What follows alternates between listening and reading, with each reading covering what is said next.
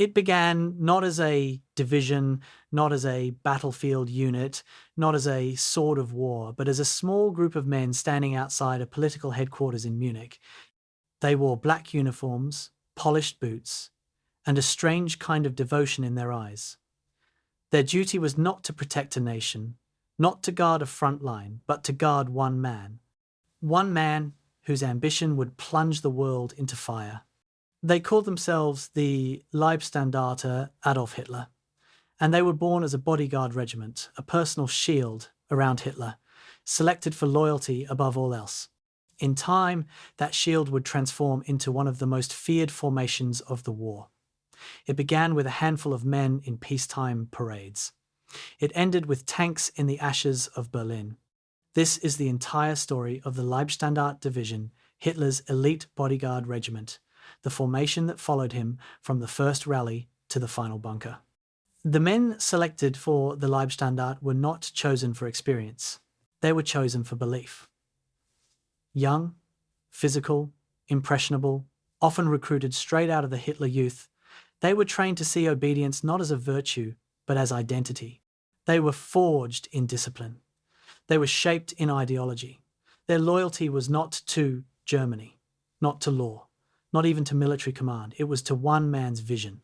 When Hitler looked at them, he saw the embodiment of the future. He imagined, tall, ordered, disciplined, controlled. What they saw in him was destiny. That devotion became the foundation upon which their transformation would be built.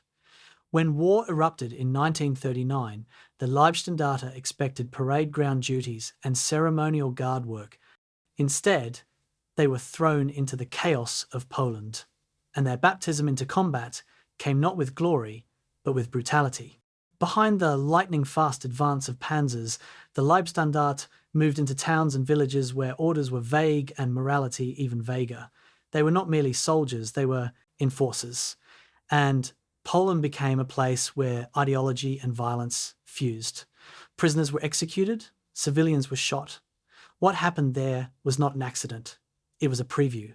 During the invasion of France in 1940, the Leibstandarte operated with speed and aggression, pushing through the Ardennes with a ferocity that shocked even hardened Wehrmacht officers. There, on the quiet farmland near Wormhoudt, a dark stain marked their legacy, again the massacre of surrendered British soldiers. The message was unmistakable. The Leibstandarte did not believe in the rules of war. They believed in victory at any cost, and yet as their brutality grew, so did their reputation. Hitler rewarded them. Promotions came. Expansion followed. What began as a bodyguard regiment grew into a brigade, then a division, then a mechanized Panzer Corps. The Leibstandarte evolved into a spearhead of offensives, a shock force used when Hitler wanted a breakthrough. They fought in Greece, where mountain passes echoed with the thunder of their boots. They fought in Yugoslavia, where cities burned. Each victory fed the myth. Each atrocity fed the truth. But the greatest transformation of the Leibstandarte came on the Eastern Front, a front where the winter killed as efficiently as bullets, where supply lines vanished into snow, and where both sides believed the other was less than human. The Leibstandarte fought at Kharkov, where their counterattacks stunned Soviet forces. They drove tanks into burning cities, dashed through collapsing fronts, and executed maneuvers that military historians still study. But every step forward left ashes behind. Their courage could not be separated from their cruelty. Their battlefield brilliance could not be separated from the ideology that drove them. By 1943, the Leibstandarte had become a fully armoured division, a steel fist wrapped in black cloth. They fought at Kursk, the largest tank battle the world had ever seen, where firestorms rolled across, endless wheat fields, and metal burned under the summer sun. Their panzers smashed into Soviet defences, guns roaring, tracks grinding into the earth. But even the elite could not stop the tide. Kursk broke the offensive power of the Reich. After that, the Leibstandarte was always retreating. Normandy came next. The Allies landed. The sky filled with aircraft. The hedgerows of France became a labyrinth of death. The Leibstandarte fought relentlessly, launching counterattacks against the British, Canadians, and Americans. Villages turned to ruins. Roads became graveyards for tanks. And in that chaos came another war crime, the execution of Canadian prisoners, shot near the Abbaye d'Ardennes. Again, the same pattern. Skill paired with savagery, discipline paired with brutality. The Leibstandarte led the northern spearhead of the attack. They smashed through American lines, pushing toward the Meuse River. They made the deepest penetration of the offensive. But fuel ran out. Roads clogged. Resistance stiffened. The offensive collapsed. And with it collapsed the last fantasy of German victory. In 1945, as the Reich crumbled and Berlin burned, what remained of the Leibstandarte defended the ruins of a dying regime. Tanks without fuel sat buried in rubble. Soldiers who once marched in perfect formation now crawled through sewers and basements, fighting block by block, street by street. In the end, they were not defending maps, or strategy, or victory. They were defending a dream that had already died. When Berlin fell, the Leibstandarte ceased to exist. Their story became a legend. Their crimes became a record. Their loyalty became a warning. The Leibstandarte believed they were building a future. What they built was a graveyard. Today, history does not look at them as heroes or elite warriors. It looks at them as proof of what happens when a uniform demands obedience instead of morality, when loyalty replaces conscience, when skill is used not to protect but to destroy. They remind us that the most dangerous soldiers are not those who lack discipline, but those who give their discipline to the wrong master. Tonight, we return to the beginning, to the parade ground, to the Bodyguard regiment that became a division of steel, to the men who followed one man's vision into the abyss. This is the entire history of the Leibstandarte division, born to protect a dictator, forged into a weapon, and consumed by the very ideology that created it. Before we begin, tell me where in the world are you tuning in from, and what time is it for you tonight? Are you somewhere warm and peaceful? Or can you almost feel the cold wind of history brushing against your skin as the past begins to speak again? Wherever you are, take a deep breath, settle in, and let me know. I'd love to hear where in time and place you're joining us from tonight. And one more thing, if these long, quiet journeys into history help you relax, focus, or fall asleep, please consider subscribing. Your support tells YouTube that this kind of deep storytelling still matters, and it tells me to keep creating these for you. March 17th, 1933, Berlin's Lichterfeld Barracks. 120 men stand in perfectly straight lines on a parade ground that once trained Prussian cadets, their boots gleaming in the weak morning sun. They are not soldiers yet, not really. They are butchers, factory workers, former Freikorps street fighters, and unemployed veterans who answered a cryptic recruitment notice, calling for racially pure Germans willing to swear an oath, not to a nation, but to a man. Behind them, the barracks building looms like a judgment, its windows dark and watching. In 6 years, these men will spearhead the invasion of Poland. In 12 years, they will be synonymous with war crimes across 3 continents. But today, they are simply waiting, uncertain, knowing only that they have been selected for something that will change them forever. The man inspecting them looks more like a butcher than a military commander because he was Joseph Sepp Dietrich, 40 years old, stocky and barrel-chested, walks the ranks with the gait of someone who learned command in beer halls and street battles rather than military academies. His face carries the permanent scowl of a man who trusts violence more than words. During the Great War, he served as a tank crewman and earned the respect of common soldiers, though Prussian officers dismissed him as crude and uneducated. He participated in Adolf Hitler's failed beer hall putsch in 1923, cementing a loyalty that ran deeper than ideology, a personal bond forged in shared failure and resurrection. Now Hitler, newly installed as Chancellor, has given Dietrich a mission: create a guard unit that embodies absolute loyalty, physical perfection, and unwavering obedience. Dietrich looks at these 120 men and sees raw material, not soldiers. The selection process that brought these men here resembled a grotesque audition more than military recruitment. Each candidate required proof of Aryan ancestry, stretching back 3 generations, documented with birth certificates and church records, examined by SS genealogists. Height requirements started at 5 feet 11 inches, towering by 1930s standards, ensuring the unit would literally look down on most Germans.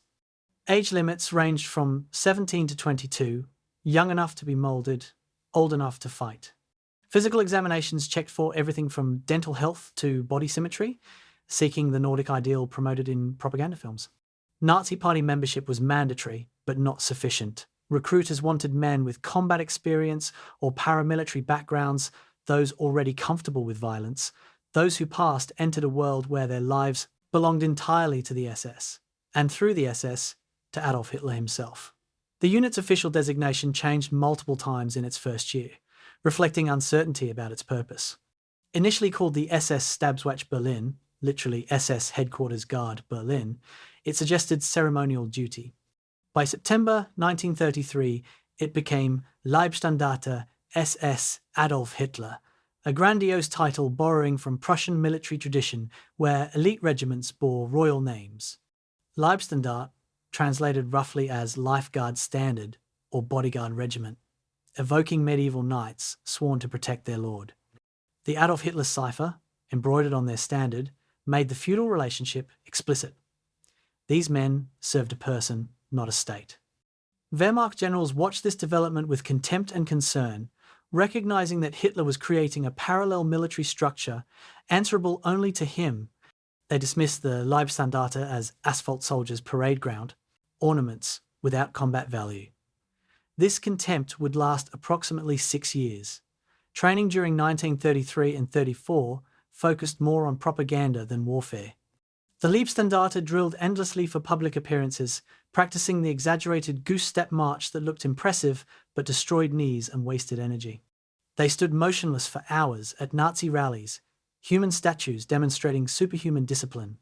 July 17, 1933, marked their first major public appearance, standing guard at a massive rally where 120 men remained frozen in formation for 4 straight hours without water, food, or bathroom breaks.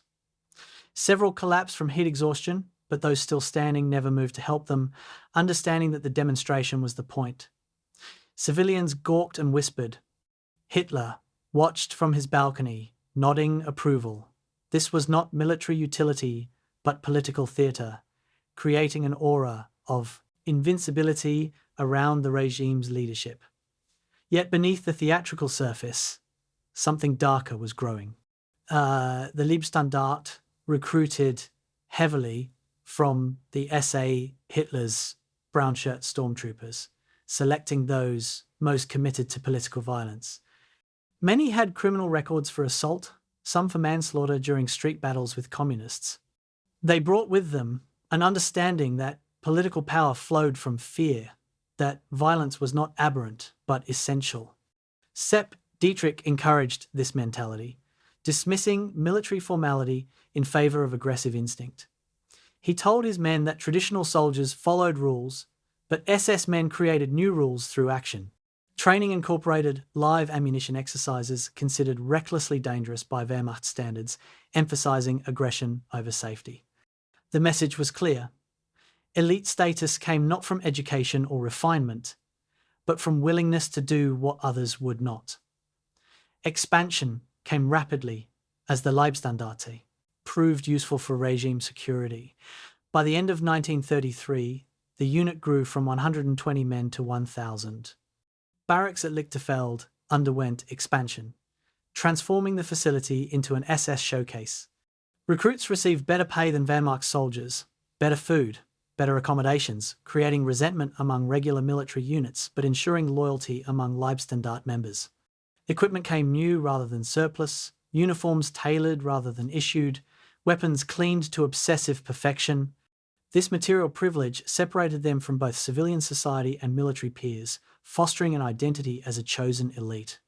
They began to see themselves as Hitler's Praetorian Guard, modern incarnations of ancient Roman soldiers who protected emperors and toppled governments. History suggested such arrangements rarely ended well, but in 1933, that history seemed distant and irrelevant. The Leibstandarte's relationship with the Wehrmacht started poisonous and only deteriorated. Army officers saw the unit as a political toy, SS men playing soldier without understanding military culture. Wehrmacht commanders resented the resource priority given to what they considered glorified bodyguards, vehicles, weapons, and fuel diverted from professional soldiers to amateurs in black uniforms. The SS wore different uniforms, used different rank structures, answered to different chains of command, creating friction at every interaction. When Wehrmacht and Leibstandarte units shared training grounds, fistfights erupted regularly, officers turning blind eyes to mutual contempt.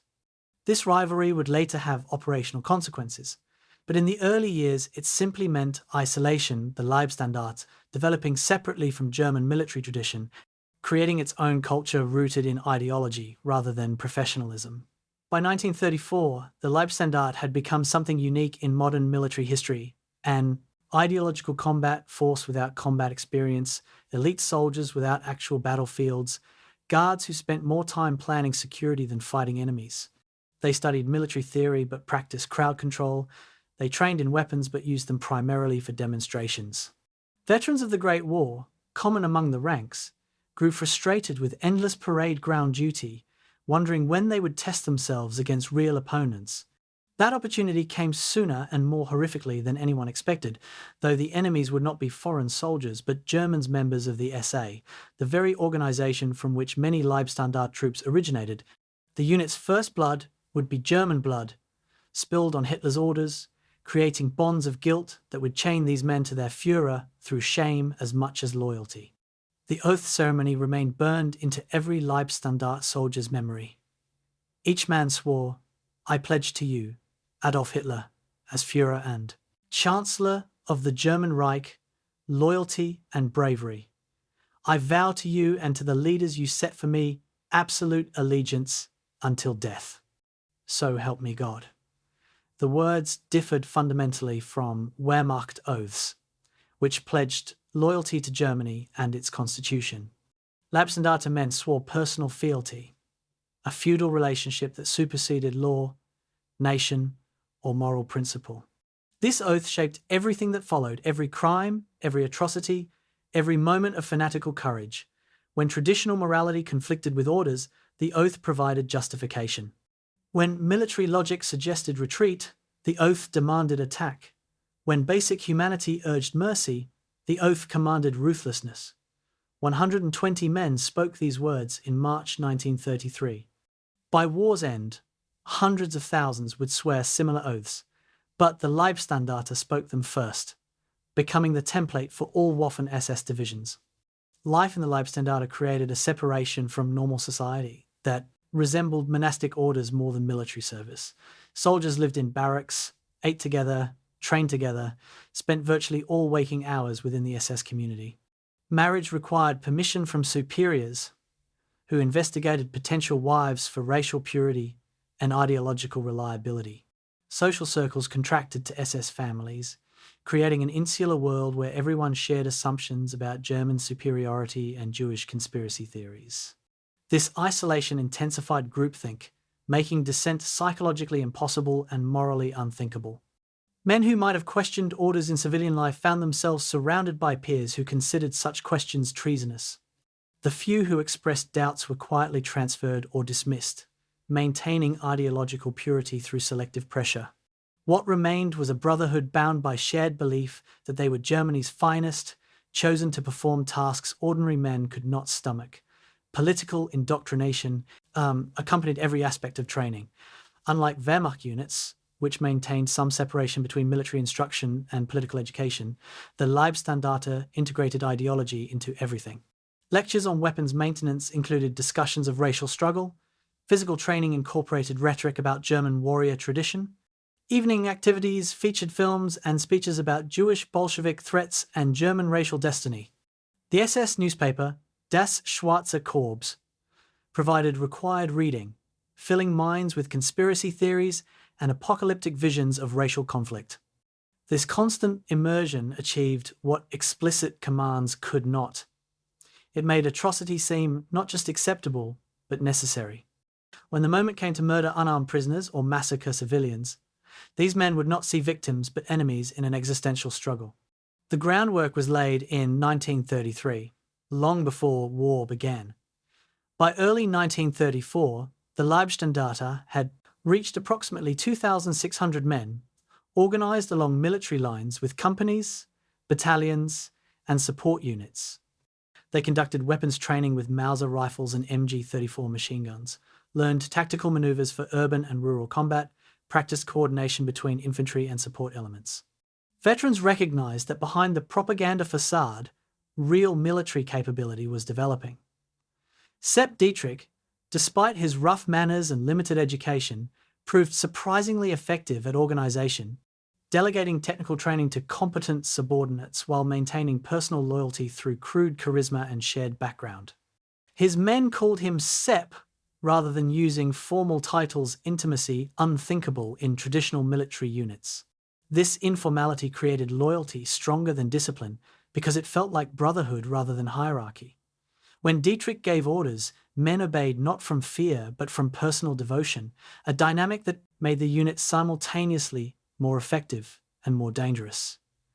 The Leibstandarte's first major test loomed on the political horizon, though few recognized it. Ernst Röhm, leader of the 3 million strong SA, had grown increasingly demanding about the SA's role in the new Germany.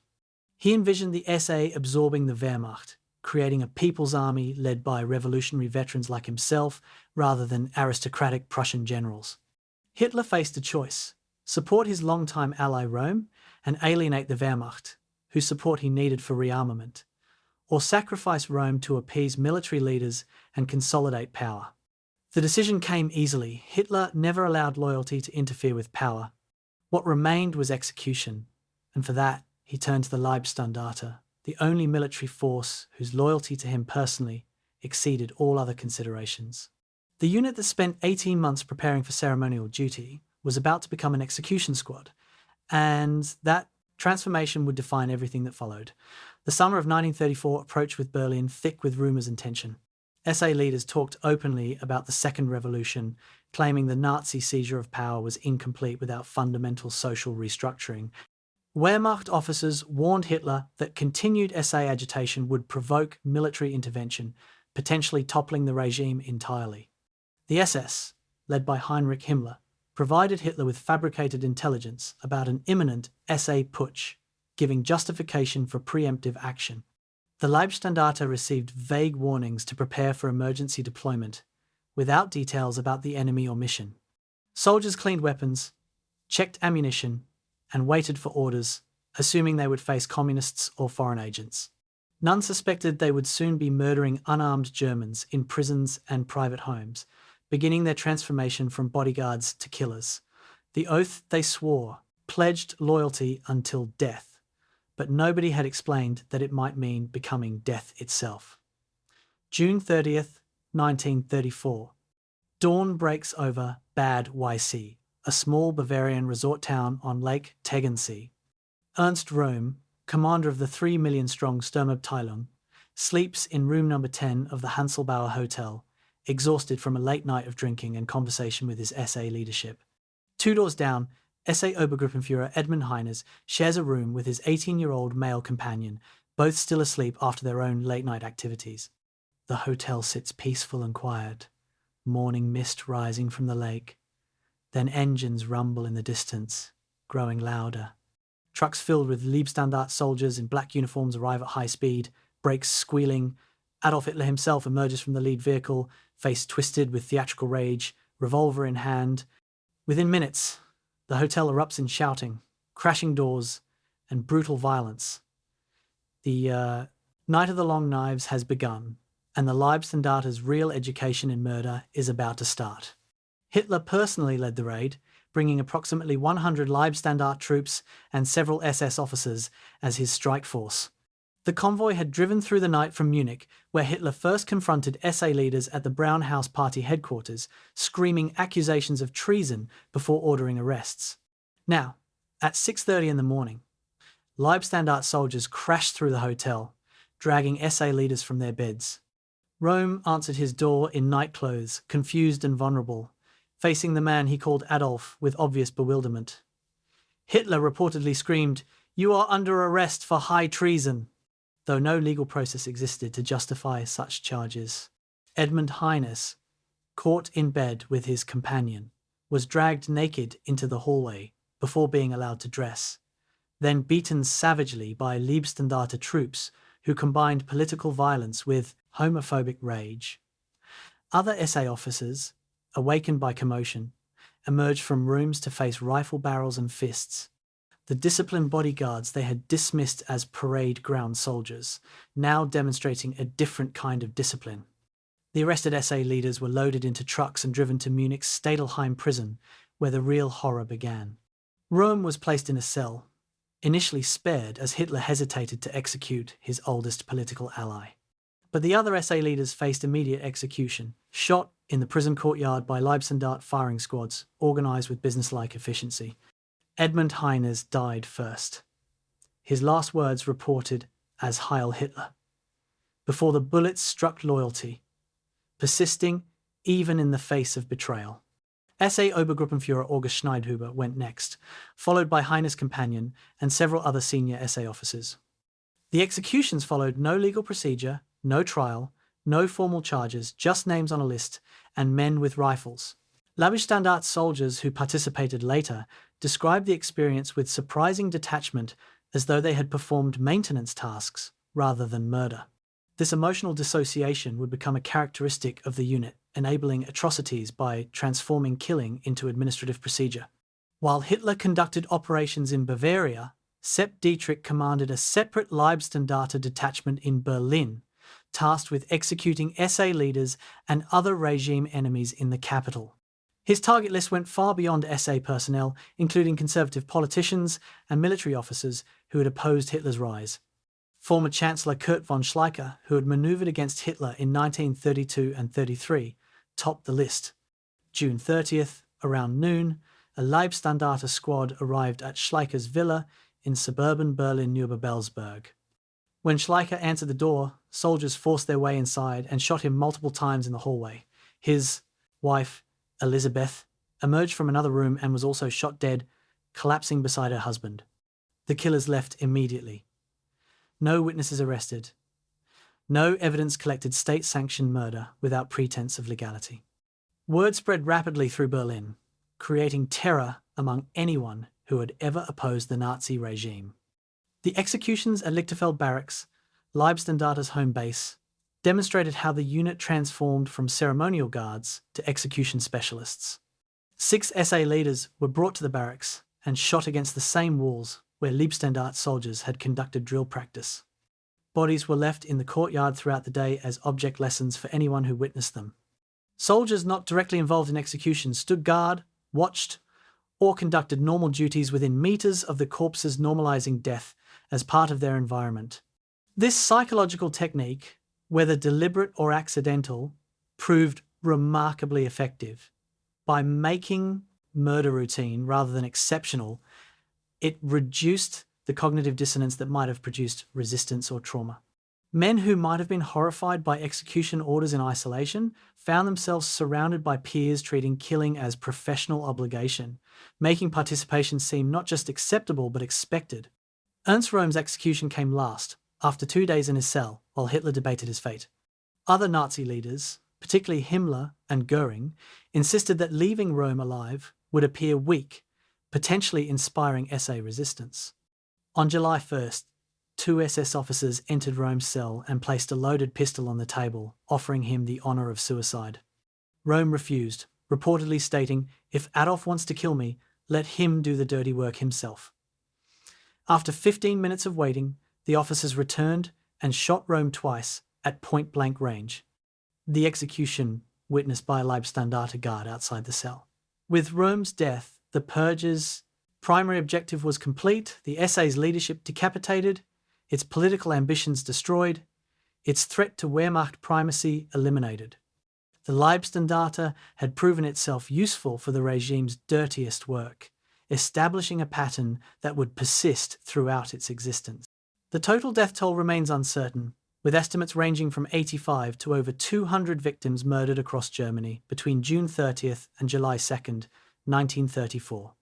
Official Nazi sources later admitted to 77 deaths, claiming all were traitors caught planning a putsch.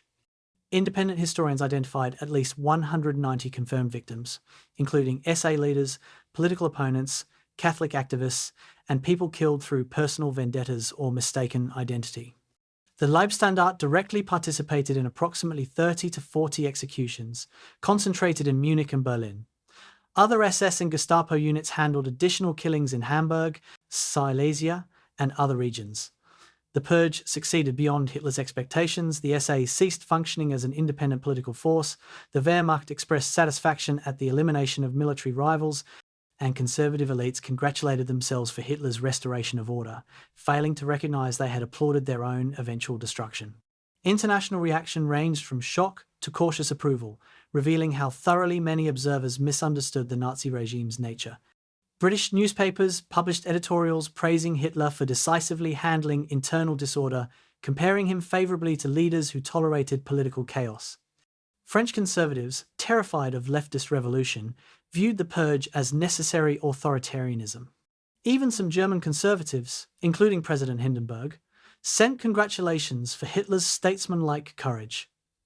Only perceptive observers recognized the precedent being set that the Nazi regime considered itself above law, that political murder had become state policy, that the forces carrying out these murders were becoming a parallel military structure answerable to no authority except Hitler personally. The Leibstandarte had crossed a threshold from which there was no return, binding themselves to Hitler through shared guilt and setting the pattern for their later crimes. The psychological impact on Leibstandarte soldiers varied but followed predictable patterns. Some men expressed pride in their actions, believing they had saved Germany from traitors and prevented civil war. These soldiers internalized the propaganda completely, viewing murder as patriotic duty. Others struggled privately with what they had done, particularly those who executed people they personally knew from their SA days. But expressing such doubts became impossible within the unit's culture, where questioning orders implied disloyalty to comrades and Führer alike. A few soldiers requested transfers or simply disappeared, presumably deserting. But their numbers were small and carefully hidden from official records.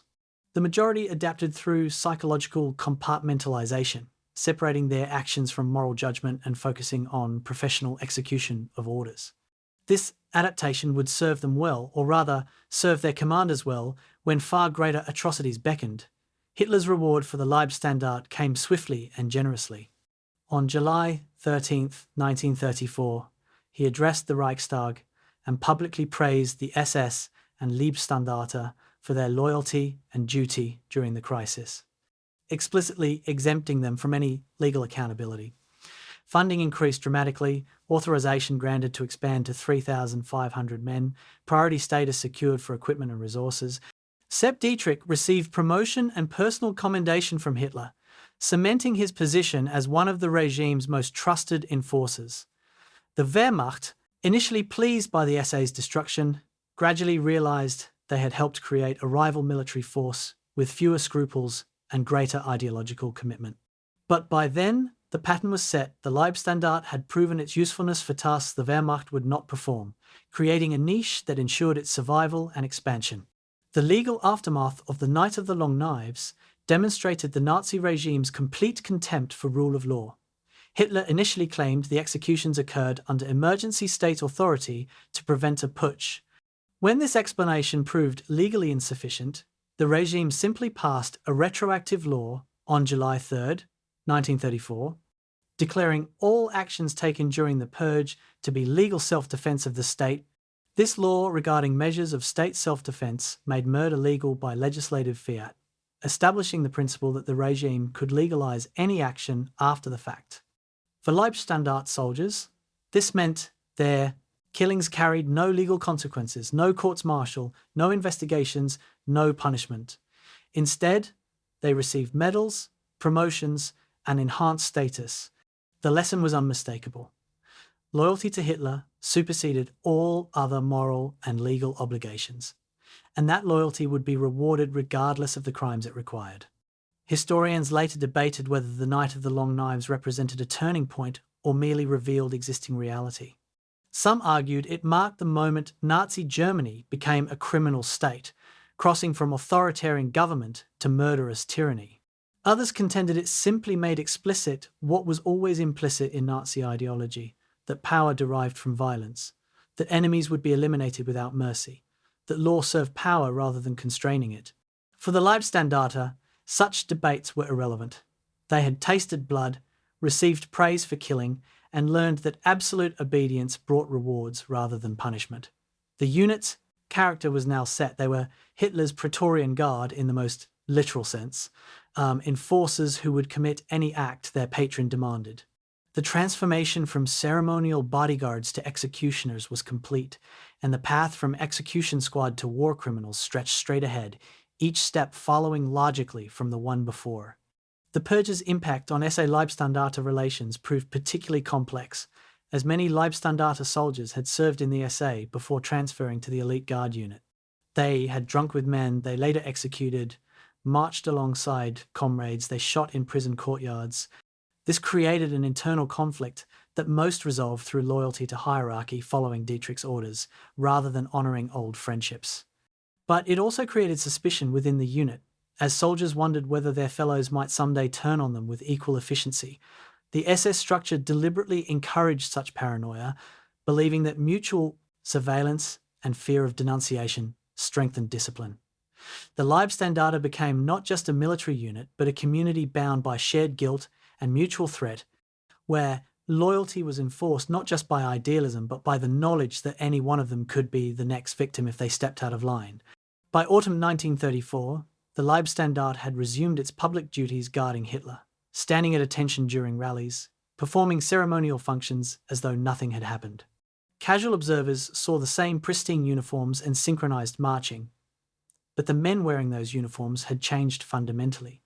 They had learnt that orders superseded conscience, that killing could be rationalized as duty, that their oath to Hitler meant absolute obedience without moral limit. These lessons would be reinforced through combat experience in Poland, France, and Russia, but the essential transformation had already occurred. The Leibstandarte would become one of the most effective combat divisions in military history, but that effectiveness would be inseparable from criminality because the unit's foundation was built on murder.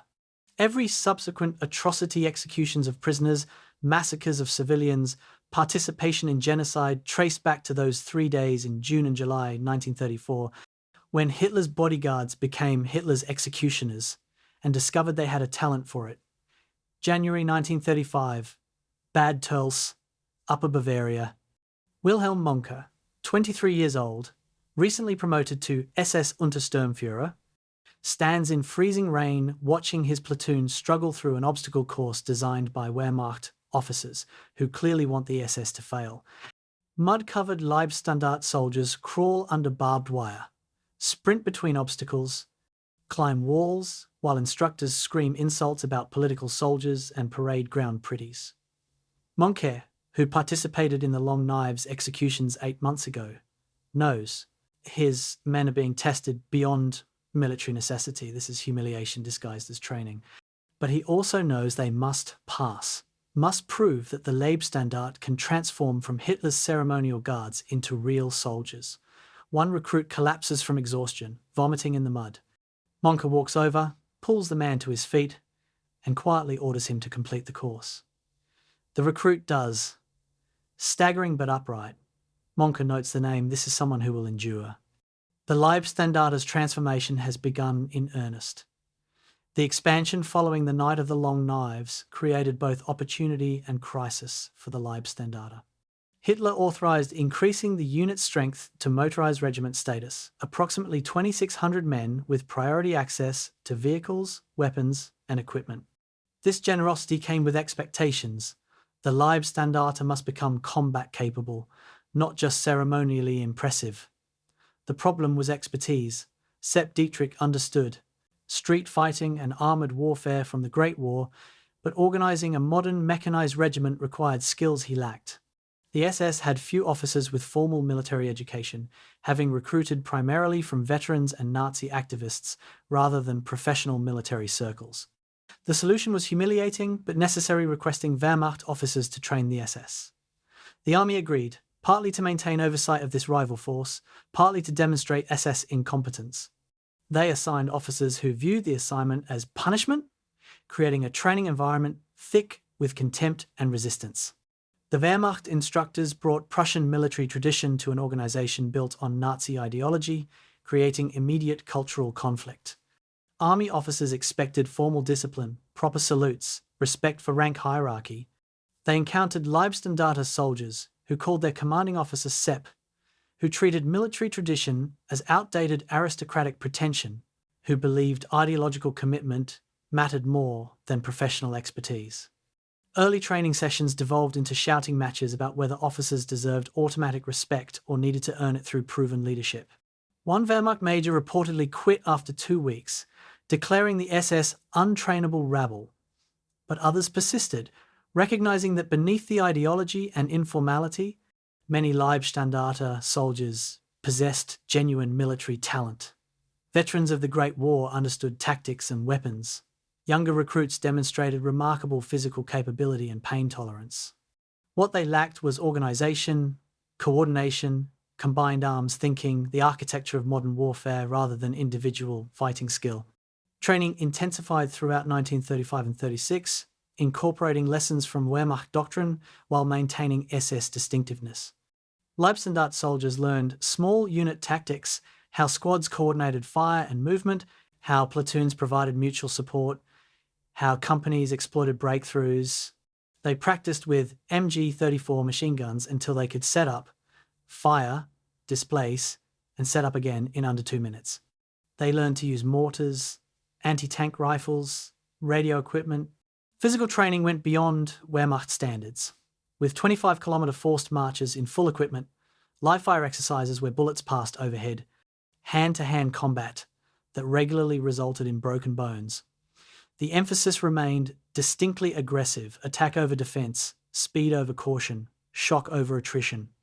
Wehrmacht trainers worried this would produce unnecessary casualties in actual combat. SS leadership believed it would produce battlefield dominance through psychological impact and momentum maintenance. Paul Hauser's involvement marked a turning point in Leibstandarte professionalization. A retired Army Lieutenant General, Hauser, joined the SS in 1934 at age 54, bringing decades of military experience to an organization desperately needing it. He became inspector of SS Verfügungstruppe, the armed SS units, including Leibstandarte, and began imposing professional military standards. Hauser created training manuals, established officer schools, developed tactical doctrine that blended Wehrmacht professionalism with SS aggression. He visited Leibstandarte training exercises, observing with the critical eye of a veteran professional. His reports praised the unit's physical conditioning and motivation while criticizing tactical sloppiness and insufficient coordination between infantry and support weapons. Sepp Dietrich, who could have resented this aristocratic general's interference, instead recognized his value and cooperated fully. The combination of Dietrich's crude charisma and Hauser's professional expertise created an effective partnership that transformed the Leibstandarte from armed bodyguards into a functioning military unit. Motorization set the Leibstandarte apart from standard Wehrmacht infantry divisions, most of which still relied on horses for transport. The SS received trucks, motorcycles, and light armoured vehicles in quantities that made army commanders jealous and suspicious. This equipment came from 2 sources: direct allocation from Wehrmacht production, using Hitler's personal authority to override normal distribution, and purchasing from civilian manufacturers using SS funds derived largely from concentration camp labour. The moral irony was lost on Leibstandarte soldiers, who simply appreciated having vehicles when army units marched on foot. Motorization changed tactical possibilities dramatically. The Leibstandarte could move quickly to crisis points, advance faster than horse-drawn logistics could sustain, and exploit breakthroughs that immobilized infantry units could not maintain. But motorization also created new vulnerabilities: fuel dependence, mechanical complexity, need for trained maintenance personnel. Early exercises revealed breakdown rates exceeding 40%, trucks overheating, motorcycles breaking down on rough roads, maintenance crews overwhelmed by equipment failures. The first real test came not in combat but in propaganda, the March 1938 Anschluss with Austria. Hitler ordered the Leibstandarte to participate in the peaceful occupation, serving as both military force and political symbol of German-Austrian unity. The unit crossed the border on March 12, 1938, as part of the 8th Army, expecting possible Austrian resistance. Instead, they encountered cheering crowds, flowers thrown at vehicles, Austrian soldiers abandoning defensive positions to join the celebration. For Leibstandarte soldiers, this felt like validation, their aggressive training vindicated by easy victory, their motorized capability demonstrated through rapid advance, their elite status confirmed by participation in this historic moment. But the operation also revealed serious weaknesses. Approximately 40% of Leibstandarte vehicles broke down during the advance to Vienna, a 200-kilometre journey on paved roads. Fuel consumption exceeded projections. Radio communication proved unreliable. Supply coordination was chaotic. Wehrmacht officers filed reports noting these failures, ammunition for their ongoing argument that the SS remained militarily incompetent despite improved training. The Leibstandarte's experience in Austria also exposed ideological tensions within German military culture. Wehrmacht soldiers, many from traditional Prussian military families, viewed warfare as governed by honor codes and international law. The Leibstandarte, indoctrinated with Nazi racial ideology, saw war as existential struggle between races where conventional restraints did not apply. In Austria, this difference remained mostly theoretical. There was no combat, no prisoners, no civilians to abuse, but Wehrmacht officers noticed how Leibstandarte soldiers talked about potential enemies, the casual references to racial inferiority, the apparent eagerness for violence that went beyond professional aggression into something darker. Some army officers requested that their units not be assigned near SS units, expressing concern about contamination of military professionalism. These requests were quietly denied. The regime wanted ideologically committed soldiers, not professionals bound by outdated codes. The Leibstandarte represented the future, or rather, Hitler's vision of the future, and the Wehrmacht would have to adapt or be replaced. By late 1938, the Leibstandarte had reached full motorized regiment status with 3 infantry battalions, an artillery battalion, reconnaissance units, anti-tank companies, engineer platoons, and support services approximately 3,500 combat troops plus support personnel. This was no longer a ceremonial bodyguard, but a combined arms force capable of independent operations. Equipment levels exceeded Wehrmacht standards, newer rifles, more machine guns per squad, better vehicles, priority access to ammunition for training. Funding came through multiple channels: official Wehrmacht, budget allocations, SS independent income, direct grants from Hitler's personal funds.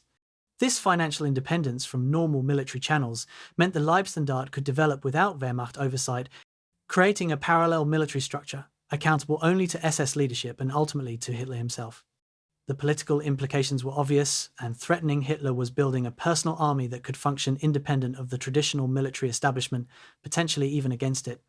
The Munich crisis of September 1938 provided another test short of actual combat. As Hitler threatened Czechoslovakia over the Sudetenland, Wehrmacht units mobilized for potential war. The Leibstandarte deployed to the Czech border, fully equipped and ready for combat operations. For 3 weeks, they maintained readiness, expecting orders to attack fortified Czech defensive positions. Soldiers checked weapons, studied maps, rehearsed assault tactics.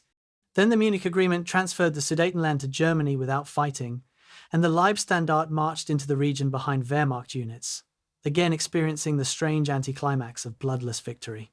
But this deployment felt different from Austria. This had been preparation for real war, facing an enemy with modern defences and competent military. Soldiers who participated later described a mixture of relief at avoiding combat and disappointment at missing the test they had trained for. The anticipation of violence, followed by its absence, created psychological tension that sought release. That release would come in Poland 9 months later. Training during the winter of 1938 to 39 reached new intensity, driven by the recognition that war was coming and next time there would be actual combat. live fire exercises increased, with soldiers learning to attack under artillery support, coordinate with armour, clear buildings under fire. The Leibstandarte established a reputation for accepting training casualties that Wehrmacht units considered unacceptable: broken bones from hand-to-hand training, bullet wounds from insufficiently separated live fire lanes, occasional deaths from accidents that could have been prevented with more conservative procedures. SS leadership viewed these casualties as necessary for creating soldiers who would not freeze in actual combat, men conditioned to function under life-threatening stress. Critics saw it as reckless disregard for soldier welfare, sacrificing lives for minimal training benefit. Both perspectives contained truth. The aggressive training did produce soldiers capable of functioning under extreme stress, but it also normalized casualties in ways that would later translate into tactical recklessness under fire. Recruitment patterns evolved as the Leibstandarte expanded, revealing tensions between ideological purity and military necessity. Initial height requirements of 5 feet 11 inches were quietly reduced to 5 feet 9 inches, then 5 feet 8 inches, as finding sufficient Nordic specimens proved impossible while maintaining strength targets. Racial purity requirements remained strict, with extensive genealogical documentation required, but enforcement varied by recruiter. The age range expanded upward, accepting men up to 25 and eventually 30, as combat experience became more valued than youth. Nazi Party membership remained mandatory, but the depth of ideological commitment varied widely. Some recruits were fanatical believers, others saw the SS as path to adventure and status, still others joined because conscription was coming anyway, and the Leibstandarte offered better conditions than Wehrmacht service. This ideological diversity would later create internal tensions, particularly as casualties mounted and replacements came increasingly from outside the original SS volunteer base. The final months before war saw a dramatic shift in how Wehrmacht professionals viewed the Leibstandarte. The contempt remained, particularly among aristocratic Prussian officers who saw the SS as upstart commoners. But it was now mixed with grudging respect for capability and wary concern about competition. A December 1938 demonstration exercise showed the Leibstandarte executing a textbook combined arms assault infantry advancing under artillery cover, engineers breaching obstacles, machine gunners providing suppressive fire, all coordinated through radio communication with timing that matched German staff planning standards. Wehrmacht observers, expecting failure, instead watched a performance that met professional military standards, while maintaining the aggressive tempo that characterized SS tactics. The report filed by the observing general noted remarkable progress and combat potential while carefully avoiding any language that might suggest the SS had achieved parity with army units. But the implications were clear. The Leibstandarte had become a real military force, and when war came, they would be more than ceremonial observers. Wilhelm Mohnke, now SS Obersturmführer commanding a company, reflected on the transformation during a quiet moment in March 1939, 5 years after joining the unit. He had participated in the Long Knives, killing men he knew. He had endured training that broke some recruits physically and psychologically. He had learned to command soldiers who expected leadership through example rather than rank privilege. He had watched the unit grow from a small bodyguard to a mechanized regiment ready for modern war. What he had not done, and what no one in the Leibstandarte had done, was face an enemy shooting back with intent to kill. All the training, all the equipment, all the aggressive tactics remained theoretical until tested in actual combat. That test was 6 months away, approaching rapidly as Hitler's diplomatic games turned toward Poland. Mohnke felt confident in his men's training and his own leadership, but a small voice in his mind wondered, were they ready for what was coming? And would the aggressive tactics they had learned prove brilliant or suicidal when facing real enemies in real war? September 1st, 1939, 4 o'clock in the morning, the border between Germany and Poland, near Pabianice. Kurt Meyer, 30-year-old SS Obersturmführer, stands beside his company's trucks in pre-dawn darkness, listening to artillery thunder from the west. This is the sound he has trained 5 years to hear: German guns opening the war that everyone knew was coming. Around him, Leibstandarte soldiers check weapons for the 10th time. smoke nervous cigarettes, urinate in ditches, because fear accelerates bladders. Most are veterans of nothing except training and Austrian cheers. Most are about to discover what their aggressive tactics mean when the enemy shoots back. Meyer, a former police officer who joined the SS in 1934, projects confidence he does not entirely feel. He knows doctrine, knows his men, knows the objective: advance rapidly, maintain momentum, overwhelm Polish defences before they can establish coherent resistance. What he does not know is whether he can function when bullets are searching for him specifically, personally, attempting to end his existence. In 3 hours, he will learn. The Leibstandarte's first real battle is beginning. The Leibstandarte deployed as part of the 8th Army's advance into Poland, attached to the 17th Infantry Division but operating with significant autonomy. Their mission was straightforward: break through Polish defensive positions near Pabianice, push toward Warsaw, maintain speed to prevent Polish forces from establishing defensive lines. The sector contained elements of the Polish Łódź Army, competent soldiers with decent equipment but inferior numbers and catastrophic disadvantage in air support. At 5:45, the artillery barrage ended and Leibstandarte infantry crossed the border behind reconnaissance elements. Resistance began immediately, Polish machine guns opening from prepared positions, mortars dropping shells along likely approach routes, anti-tank rifles targeting German vehicles. The parade ground disappeared, replaced by noise, confusion, and sudden death. Within the first hour, the Leibstandarte suffered its first combat casualties. 3 soldiers killed by machine gun fire during an advance across open ground, 2 more wounded by mortar fragments. For all the training, nothing had prepared men for the randomness: how a shell landed here but not there, how bullets passed through the space where someone stood seconds before, how death arrived without warning or fairness. September 7th brought the Leibstandarte's first major engagement at Pabianice itself, a town of 30,000 where Polish defenders had established strong defensive positions in buildings and fortified crossroads. The assault began at dawn with artillery support, but the town's streets and structures limited artillery effectiveness. Leibstandarte units advanced into urban terrain, where their motorized speed meant nothing, where every building might hide defenders, where Polish riflemen fired from windows and disappeared before return fire could target them. SS Untersturmführer Wilhelm Mohnke's company led the attack on the town centre, advancing block by block in textbook clearing operations. But textbook operations don't include the smell of burning buildings, the screams of wounded men, the physical exhaustion of combat, adrenaline sustained for hours. By noon, Mohnke's company had lost 10 men killed and 30 wounded, approximately 10% casualties in 6 hours. They controlled less than 1/3 of the town. The aggressive tactics that looked brilliant on training grounds were producing attrition rates the Leibstandarte could not sustain. The fighting at Pabianice exposed fundamental weaknesses in Leibstandarte tactical doctrine.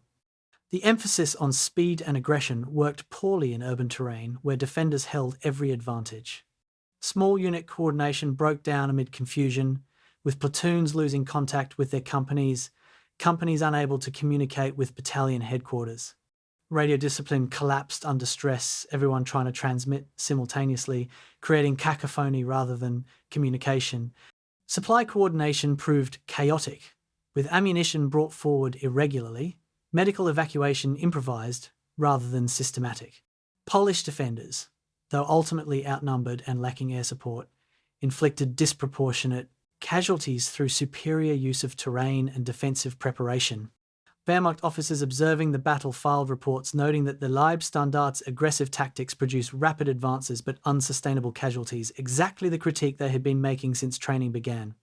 For 2 days, the battleground on house by house until Polish defenders withdrew on September 9th, having delayed the German advance and bloodied the elite SS unit considerably. The aftermath of Pabianice revealed both the Leibstandarte's resilience and something darker gestating within the unit. Despite heavy casualties, morale remained high. Soldiers took pride in having survived their first real battle, in having captured their objective despite fierce resistance. Wounded men, when evacuated, expressed determination to return to their units rather than relief at leaving combat. This esprit de corps impressed Wehrmacht observers and concerned them simultaneously. But parallel to this, military resilience atrocities began appearing in the Leibstandarte's operational area. Polish prisoners were shot after surrendering, their bodies left in ditches. Civilians suspected of firing on German troops were executed without investigation. Jewish residents in captured towns faced particular brutality beatings, arbitrary arrests, property seizures.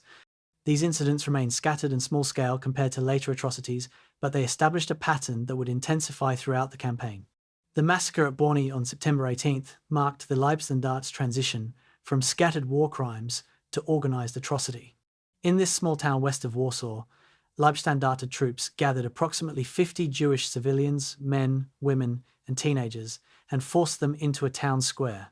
The claimed justification was partisan activity, though no evidence existed of any resistance from Borny's Jewish community. What happened next was not combat, not even rough. Justice, but execution. Leibstandarte soldiers shot 42 Jews in the town square, leaving their bodies as warning to other civilians. Survivors later testified about the methodical nature of the killing: no rage, no chaos, just soldiers following orders to murder unarmed people. The massacre was photographed by Wehrmacht soldiers, creating documentary evidence that would survive the war. When word reached army commanders, they filed formal complaints about SS conduct, arguing that such atrocities undermined German security by creating partisan resistance where none had existed. The complaints were quietly filed and ignored. The Leibstandarte continued operations without punishment or investigation. The advance toward Warsaw consumed the rest of September, with the Leibstandarte fighting through Polish defensive positions, suffering steady casualties, and leaving a trail of smaller atrocities behind them. By September 23rd, when Warsaw's siege began, the Leibstandarte had lost 112 men killed and 381 wounded, approximately 15% casualties in 3 weeks of fighting. These numbers were considered high by Wehrmacht standards, where infantry divisions typically suffered 5 to 10% casualties during the entire Poland campaign.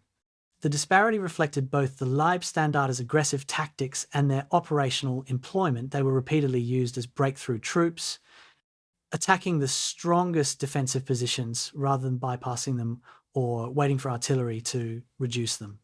This usage pattern would persist throughout the war, with the Leibstandarte and other SS divisions employed as fire brigades sent to the most difficult sectors.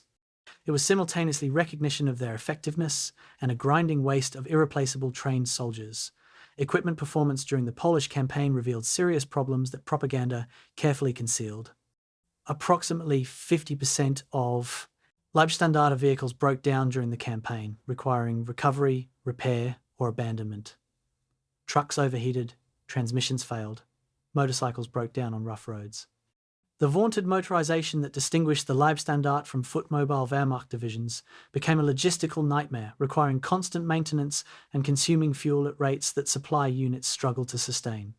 The unit's advance repeatedly stalled, not due to enemy action, but due to vehicles littering roadsides, mechanics working frantically to keep enough trucks running to continue operations. Tank support, provided by Wehrmacht Panzer units rather than SS organic armour, proved unreliable due to coordination difficulties and Wehrmacht resentment about supporting SS operations. These problems would recur throughout the war, never fully solved despite continuous attention and resources. The campaign's end brought both celebration and reflection. On October 5th, 1939, Hitler reviewed Leibstandarte troops during a victory parade in Warsaw, personally decorating Sepp Dietrich with the Knight's Cross of the Iron Cross. Wehrmacht generals attended but stood at distance, making their continued contempt obvious. Hitler's speech praised the Leibstandarte's bravery and sacrifice, careful language that acknowledged their casualties while framing them as heroic rather than preventable. For Leibstandarte soldiers, the parade represented validation. They had proven themselves in combat, earned their elite status through blood rather than propaganda. But the price had been steep. 112 dead represented more than 4% of the unit's combat strength, with wounded rates suggesting that within months of sustained combat, the Leibstandarte would be destroyed as an effective fighting force. This attrition arithmetic would haunt German planning throughout the war, never adequately solved despite increasingly desperate measures.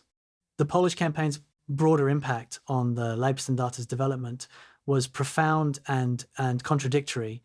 Militarily, they learned that aggressive tactics produced both results and casualties, that speed could overwhelm defenders but could not eliminate combat's inherent friction, that motorization created as many problems as it solved.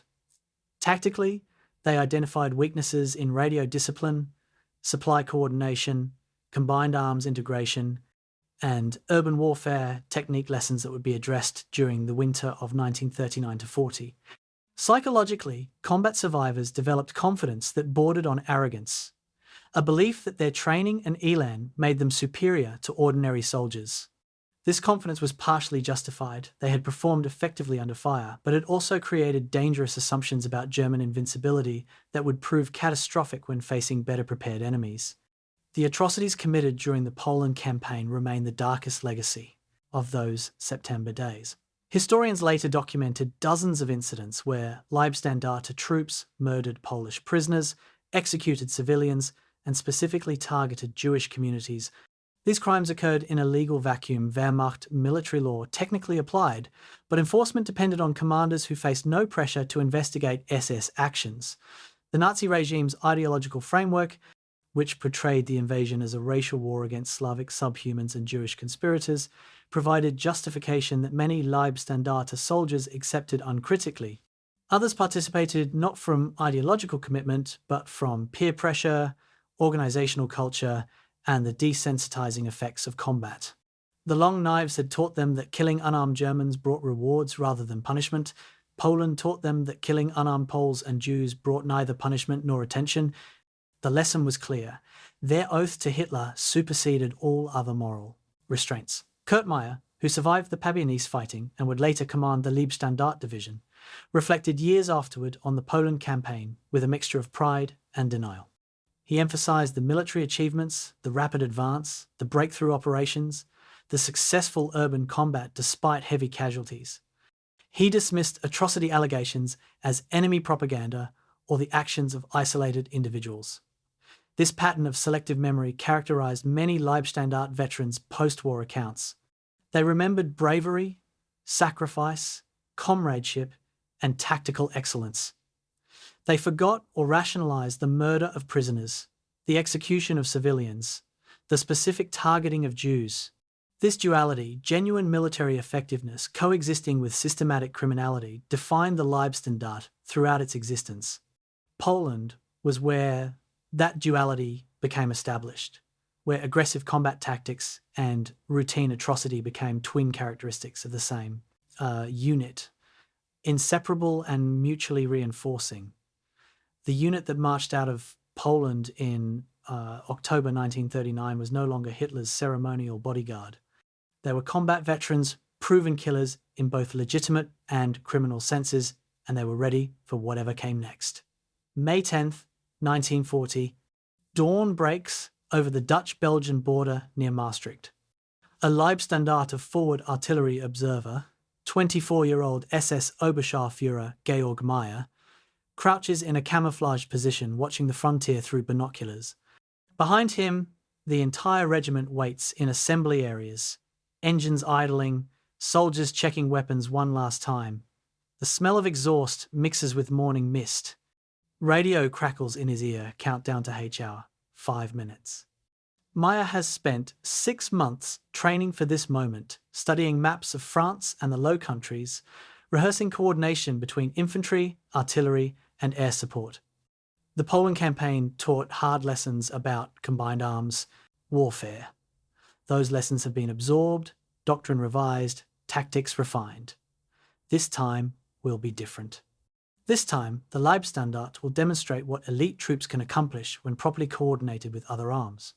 The artillery barrage begins right on schedule, shells screaming overhead toward Dutch border fortifications.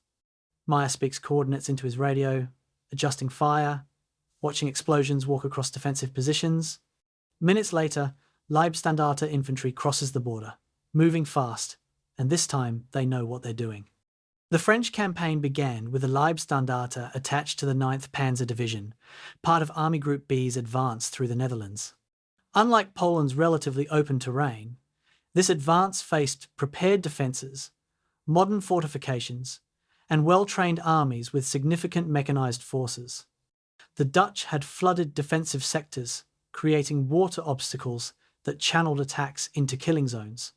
Belgian defences included the supposedly impregnable Fort Eben Emael and extensive field fortifications along expected German approach routes. French forces, considered the world's premier army, waited behind these forward defences with thousands of tanks and the Maginot Line protecting their border. Wehrmacht planners expected the Leibstandarte to encounter serious resistance from the campaign's opening hours. Instead, Luftwaffe dominance and the shock of German combined arms warfare produced rapid collapse of forward defences, allowing the Leibstandarte to advance faster than even optimistic projections suggested. The advance through the Netherlands demonstrated how thoroughly the Leibstandarte had learned from Poland. Radio discipline remained crisp, with units maintaining communication while avoiding the chaotic transmissions that had plagued earlier operations. Supply coordination improved dramatically, with fuel and ammunition trucks moving forward on schedule. Medical evacuation organised through proper channels rather than improvised. Combined arms coordination showed particular advancement infantry called for artillery support that arrived within minutes. Luftwaffe liaison officers, embedded with Leibstandarte headquarters, directed airstrikes against identified strongpoints. Pioneer units moved forward with assault troops rather than following behind. The aggressive tempo remained, but now it was controlled aggression, calculated risk-taking rather than reckless momentum.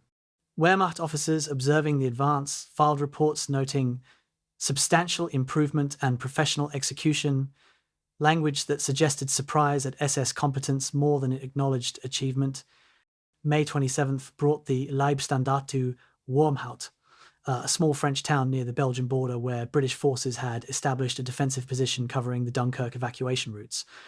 The 2nd Battalion, commanded by SS Hauptsturmführer Wilhelm Mohnke, received orders to clear the town and secure the approaches. British defenders elements of the Royal Warwickshire Regiment and Cheshire Regiment had transformed buildings into strongpoints, positioned anti-tank guns to cover approaches, and prepared for determined resistance. The resulting battle consumed most of the day, with British troops fighting from one position to another, inflicting casualties on attacking SS troops before withdrawing to secondary positions. Leibstandarte soldiers, frustrated by stubborn resistance and mounting casualties, grew increasingly brutal as the battle progressed. By late afternoon, approximately 80 British soldiers had surrendered or been captured, disarmed, and assembled under guard in a field near a barn. What happened next would become one of the Leibstandarte's most documented war crimes. The Wormhoudt massacre unfolded with horrifying deliberation. Leibstandarte soldiers forced the British prisoners into a barn, cramming them into a space too small for that. Many men. Then SS troops threw stick grenades through the barn's windows and doors, the explosions killing and wounding prisoners who had no space to escape the shrapnel. Survivors were dragged outside and shot, some individually, others in small groups. A few British soldiers survived by feigning death beneath corpses or hiding in the barn's wreckage. Their testimony, collected after the war, described Leibstandarte soldiers laughing during the killings, making casual remarks about dealing with prisoners, showing no emotion beyond irritation at the task's tedium. Approximately 80 men died in the massacre, murdered after surrender in direct violation of the Geneva Conventions and basic military honour. Mohnke's battalion was directly responsible, with multiple witnesses identifying specific SS officers and soldiers who participated in or ordered the killings. The contrast between the Wormhoudt massacre and the Leibstandarte's military performance during the same campaign reveals the unit's fundamental duality. On one hand, they fought effectively, advancing rapidly, coordinating combined arms operations, demonstrating genuine tactical skill. Casualties remained lower than in Poland, 111 killed and 390 wounded during the entire 6-week campaign, suggesting improved tactical proficiency, reduced unnecessary losses. On the other hand, they systematically murdered prisoners, treating the laws of war as irrelevant obstacles rather than binding obligations. These two characteristics were not contradictory, but complementary. The same aggressive mindset that produced rapid advances also produced contempt for enemies who resisted.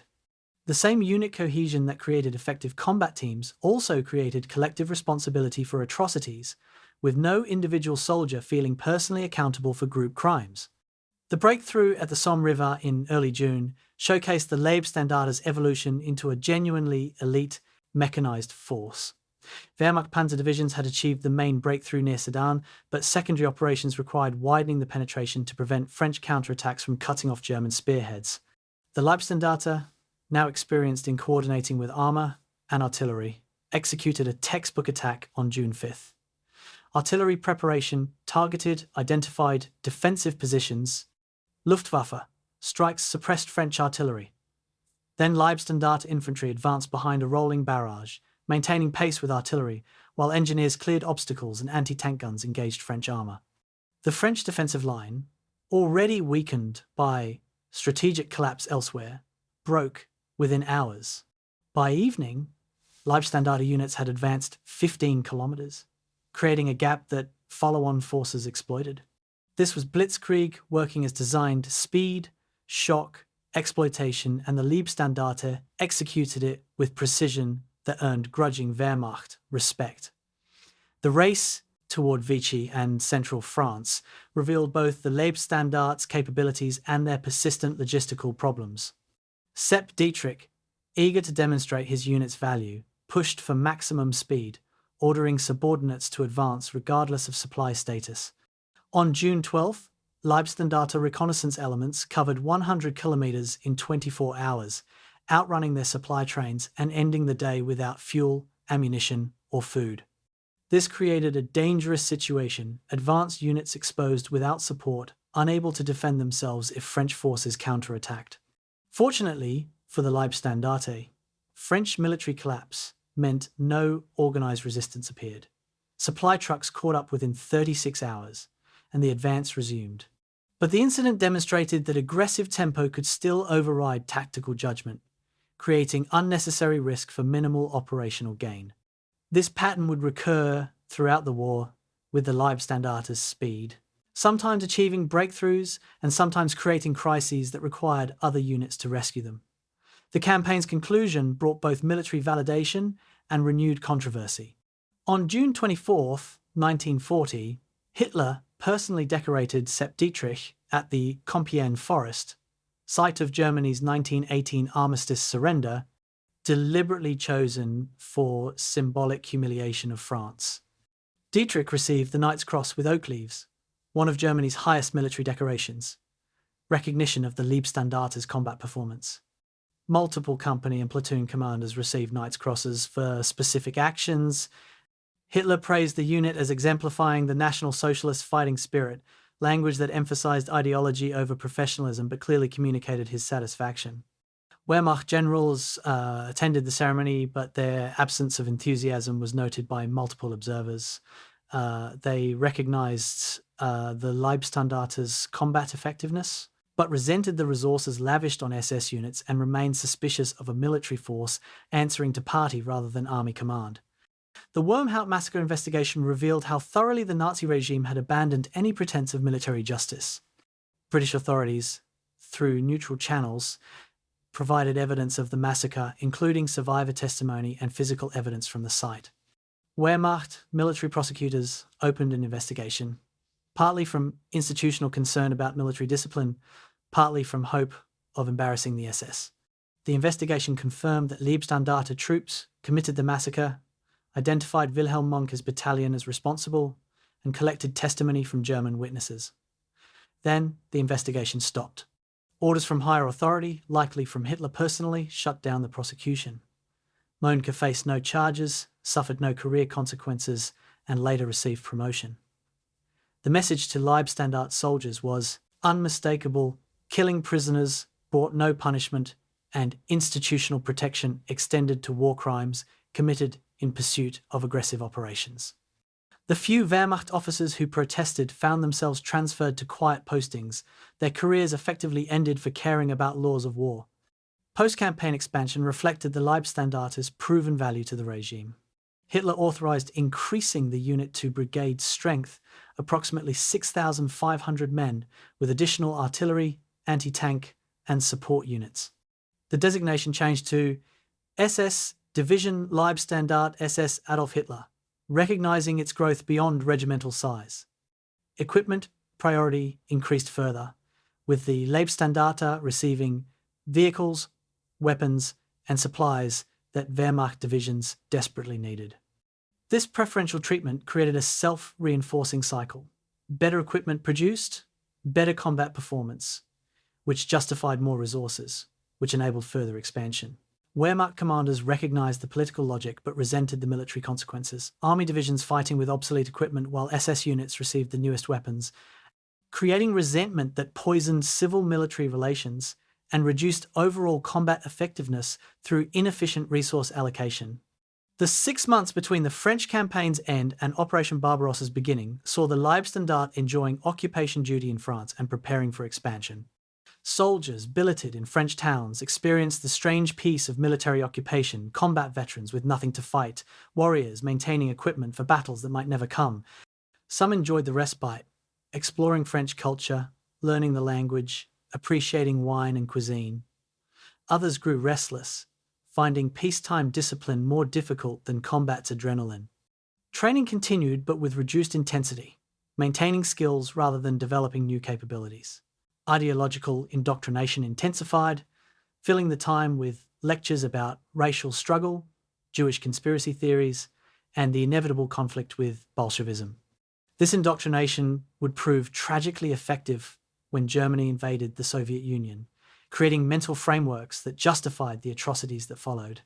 The French campaign's legacy for the Leibstandarte was profoundly mixed, militarily. They had validated their elite status through effective combat operations that demonstrated genuine tactical skill. The improvement from Poland was unmistakable: better coordination, lower casualties, more professional execution. Wehrmacht skepticism about SS military competence had not disappeared but had been significantly reduced. The Leibstandarte had earned recognition as a capable combat formation rather than mere propaganda, but morally, the campaign deepened patterns established in Poland.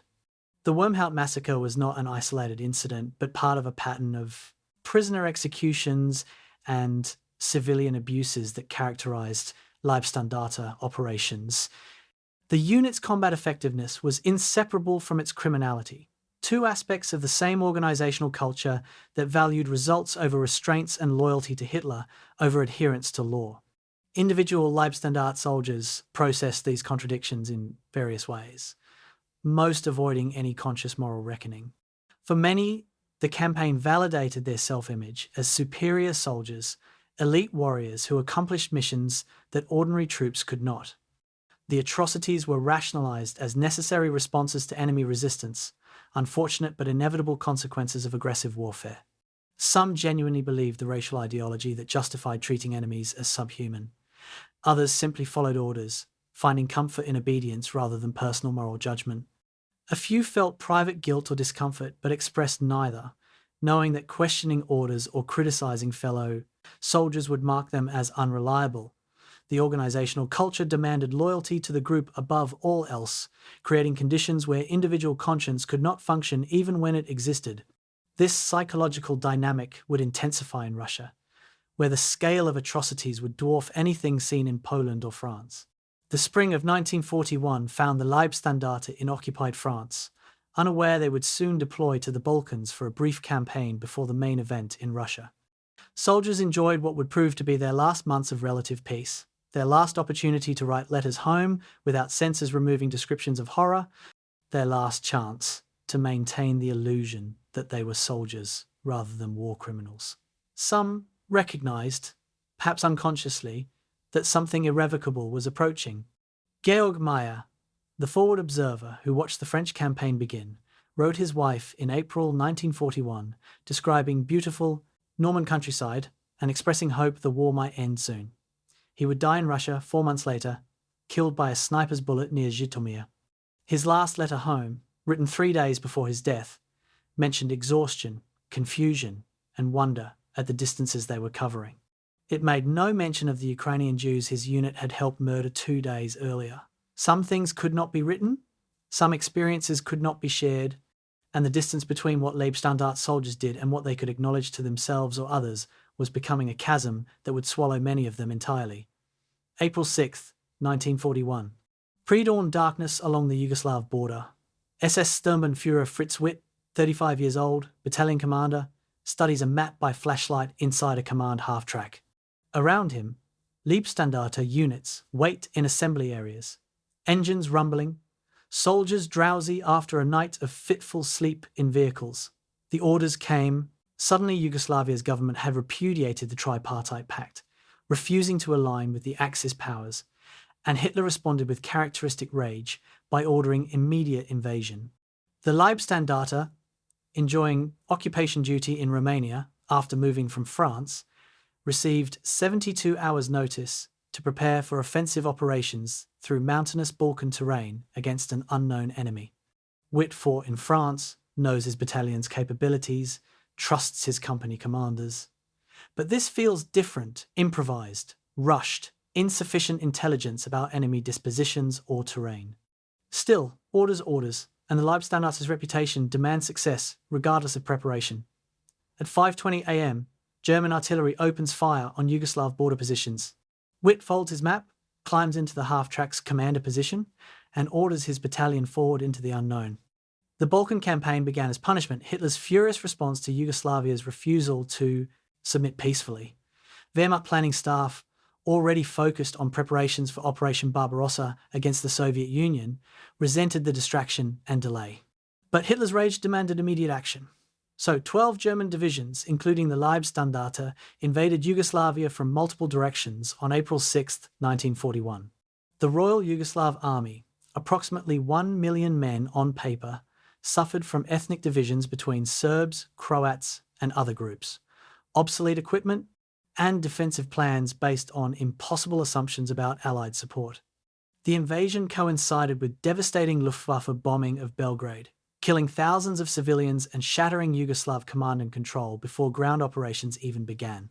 The Leibstandarte advanced from Bulgaria through southern Yugoslavia, encountering scattered resistance from Yugoslav units that often dissolved before contact, soldiers deserting to return home or joining the invaders depending on their ethnic identity and political calculations. The advance through Yugoslavia unfolded with surprising ease, the Leibstandarte covering hundreds of kilometers in days with minimal combat. Yugoslav defensive positions, identified on maps, proved abandoned when German forces arrived. Towns surrendered without fighting, local officials appearing with white flags to negotiate bloodless occupation. This was not the stubborn resistance of Poland or the professional defense of France, but military collapse driven by internal political fractures. Croatian units defected en masse, sometimes cheering German forces as liberators from Serbian-dominated government. The Leibstandarte covered 400 kilometers in 11 days, capturing thousands of disorganized prisoners, seizing equipment stockpiles, and suffering fewer than 20 casualties, mostly from vehicle accidents on mountain roads rather than enemy action. For soldiers expecting combat, the campaign felt anticlimactic, though the rapid advance through difficult terrain demonstrated impressive logistical and organizational capability. The real fighting began after the Leibstandarte crossed into Greece on April 10th, encountering Commonwealth forces, primarily Australian and New Zealand divisions, defending mountain passes. These were professional soldiers with modern equipment, fighting from prepared positions in terrain that favoured defence. The Leibstandarte's first objective was Klidi Pass, a narrow mountain defile where Australian troops had established blocking positions with machine guns, mortars, and artillery support.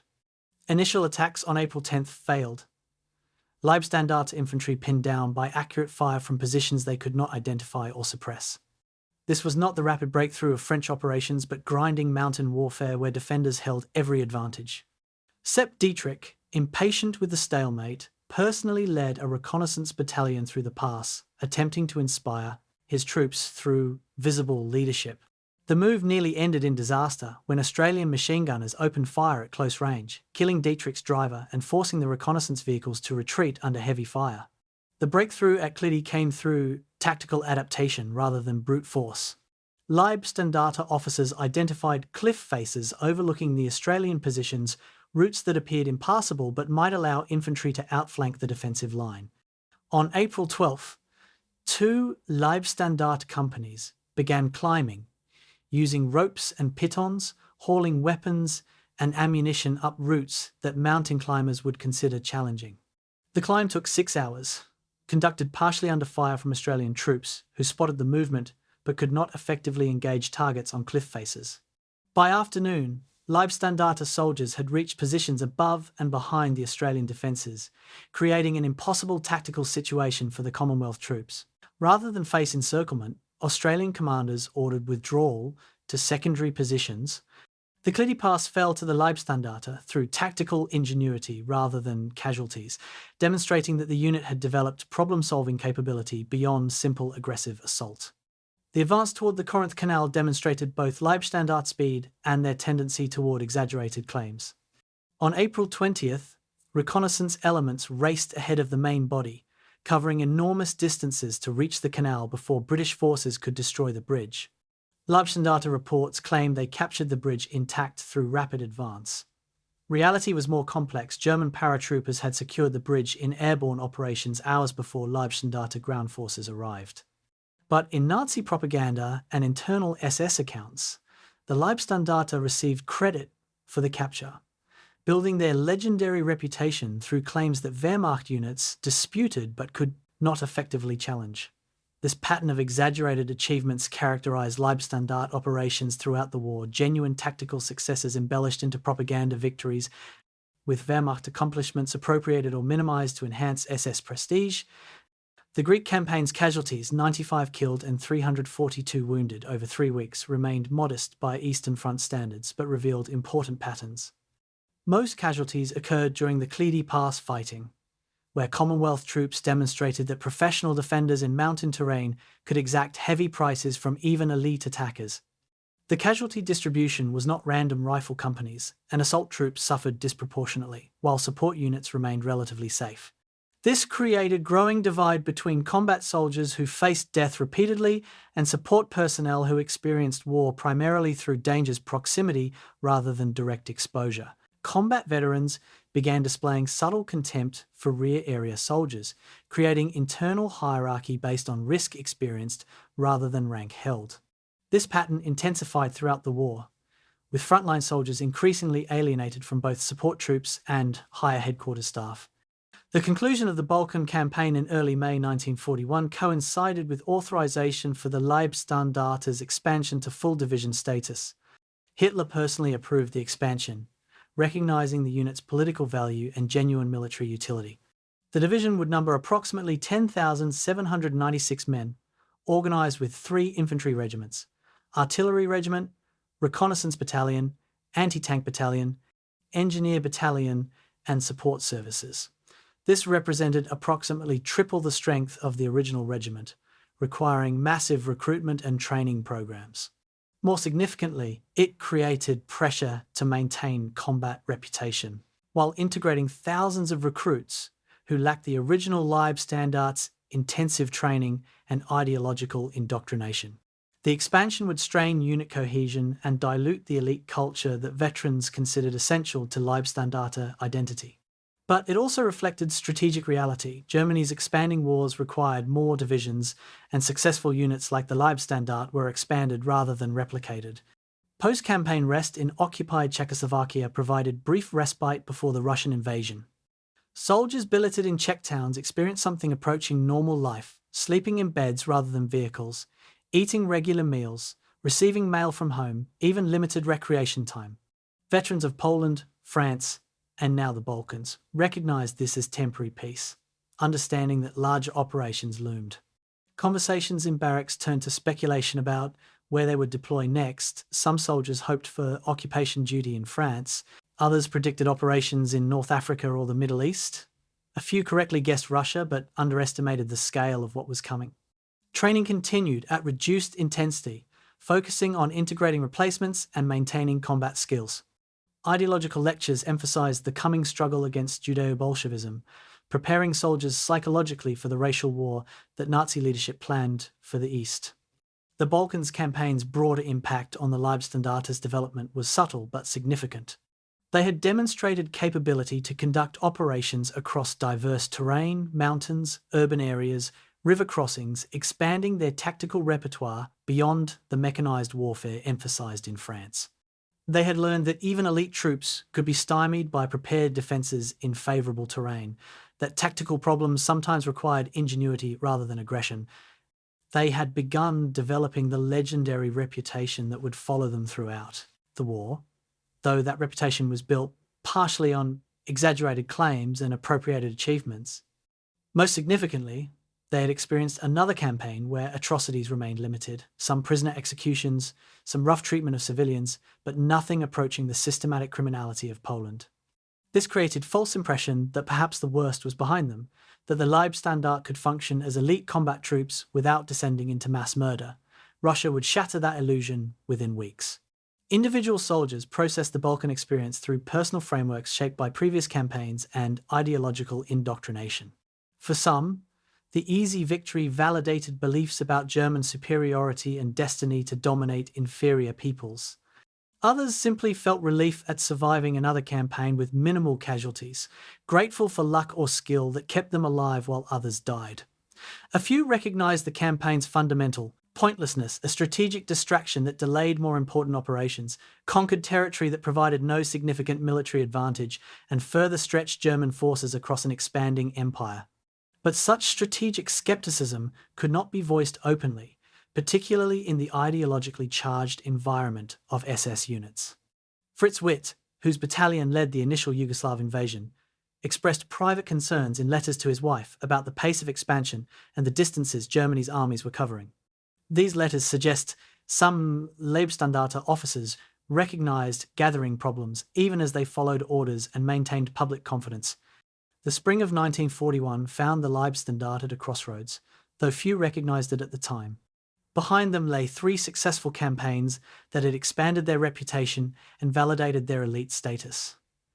Ahead lay Operation Barbarossa, the invasion of the Soviet Union, which would transform them from effective combat troops into participants in genocide. The transition from the Balkans to Russia was not just geographical but moral, crossing a boundary between warfare governed by some restraints, however weak, into ideological war where restraints were explicitly rejected. The Leibstandarte's training, indoctrination, and previous experience had prepared them for this transition, though most soldiers did not understand what was coming. They knew they were Hitler's elite, that they wore the regime's most prestigious uniforms, that their oath demanded absolute obedience. What they did not know, or chose not to know, was that absolute obedience would soon mean participation in history's greatest crime. The road to genocide began not in Russia, but in the previous years of training and indoctrination, in the Long Knives executions and the Polish atrocities, in the Wormhoudt massacre and the 1,000 smaller crimes that normalized murder. Russia would simply reveal what the Leibstandarte had already become. June 22nd, 1941. 4 o'clock in the morning. The Soviet border near Lublin, Poland. An MG-42 machine gunner named Hans Becker, 19 years old, lies in tall grass watching the sun rise over the Soviet Union. He has been here for 6 hours, since midnight when his company moved into assault positions, waiting for the order to attack. Around him, 3 million German soldiers wait along an 1,800-kilometre front, the largest invasion force in history. Becker joined the Leibstandarte 6 months ago, a replacement filling vacancies from earlier campaigns, trained but untested in actual combat. The sergeant told him to keep his weapon clean, follow orders, and watch the soldier to his left. Everything else would make sense once the shooting started. The sergeant lied. At precisely 4:15, German artillery opens with a barrage that makes the earth tremble, thousands of guns firing simultaneously. 15 minutes later, whistles blow and Becker stands, advancing with his squad across the border into a country larger than he can comprehend, toward an enemy he has been taught to hate but does not understand, beginning a campaign that will consume his division and ultimately destroy Nazi Germany. He does not know any of this. He knows only that his machine gun weighs 14 kilograms and his throat is dry with fear. Operation Barbarossa began with German confidence bordering on arrogance.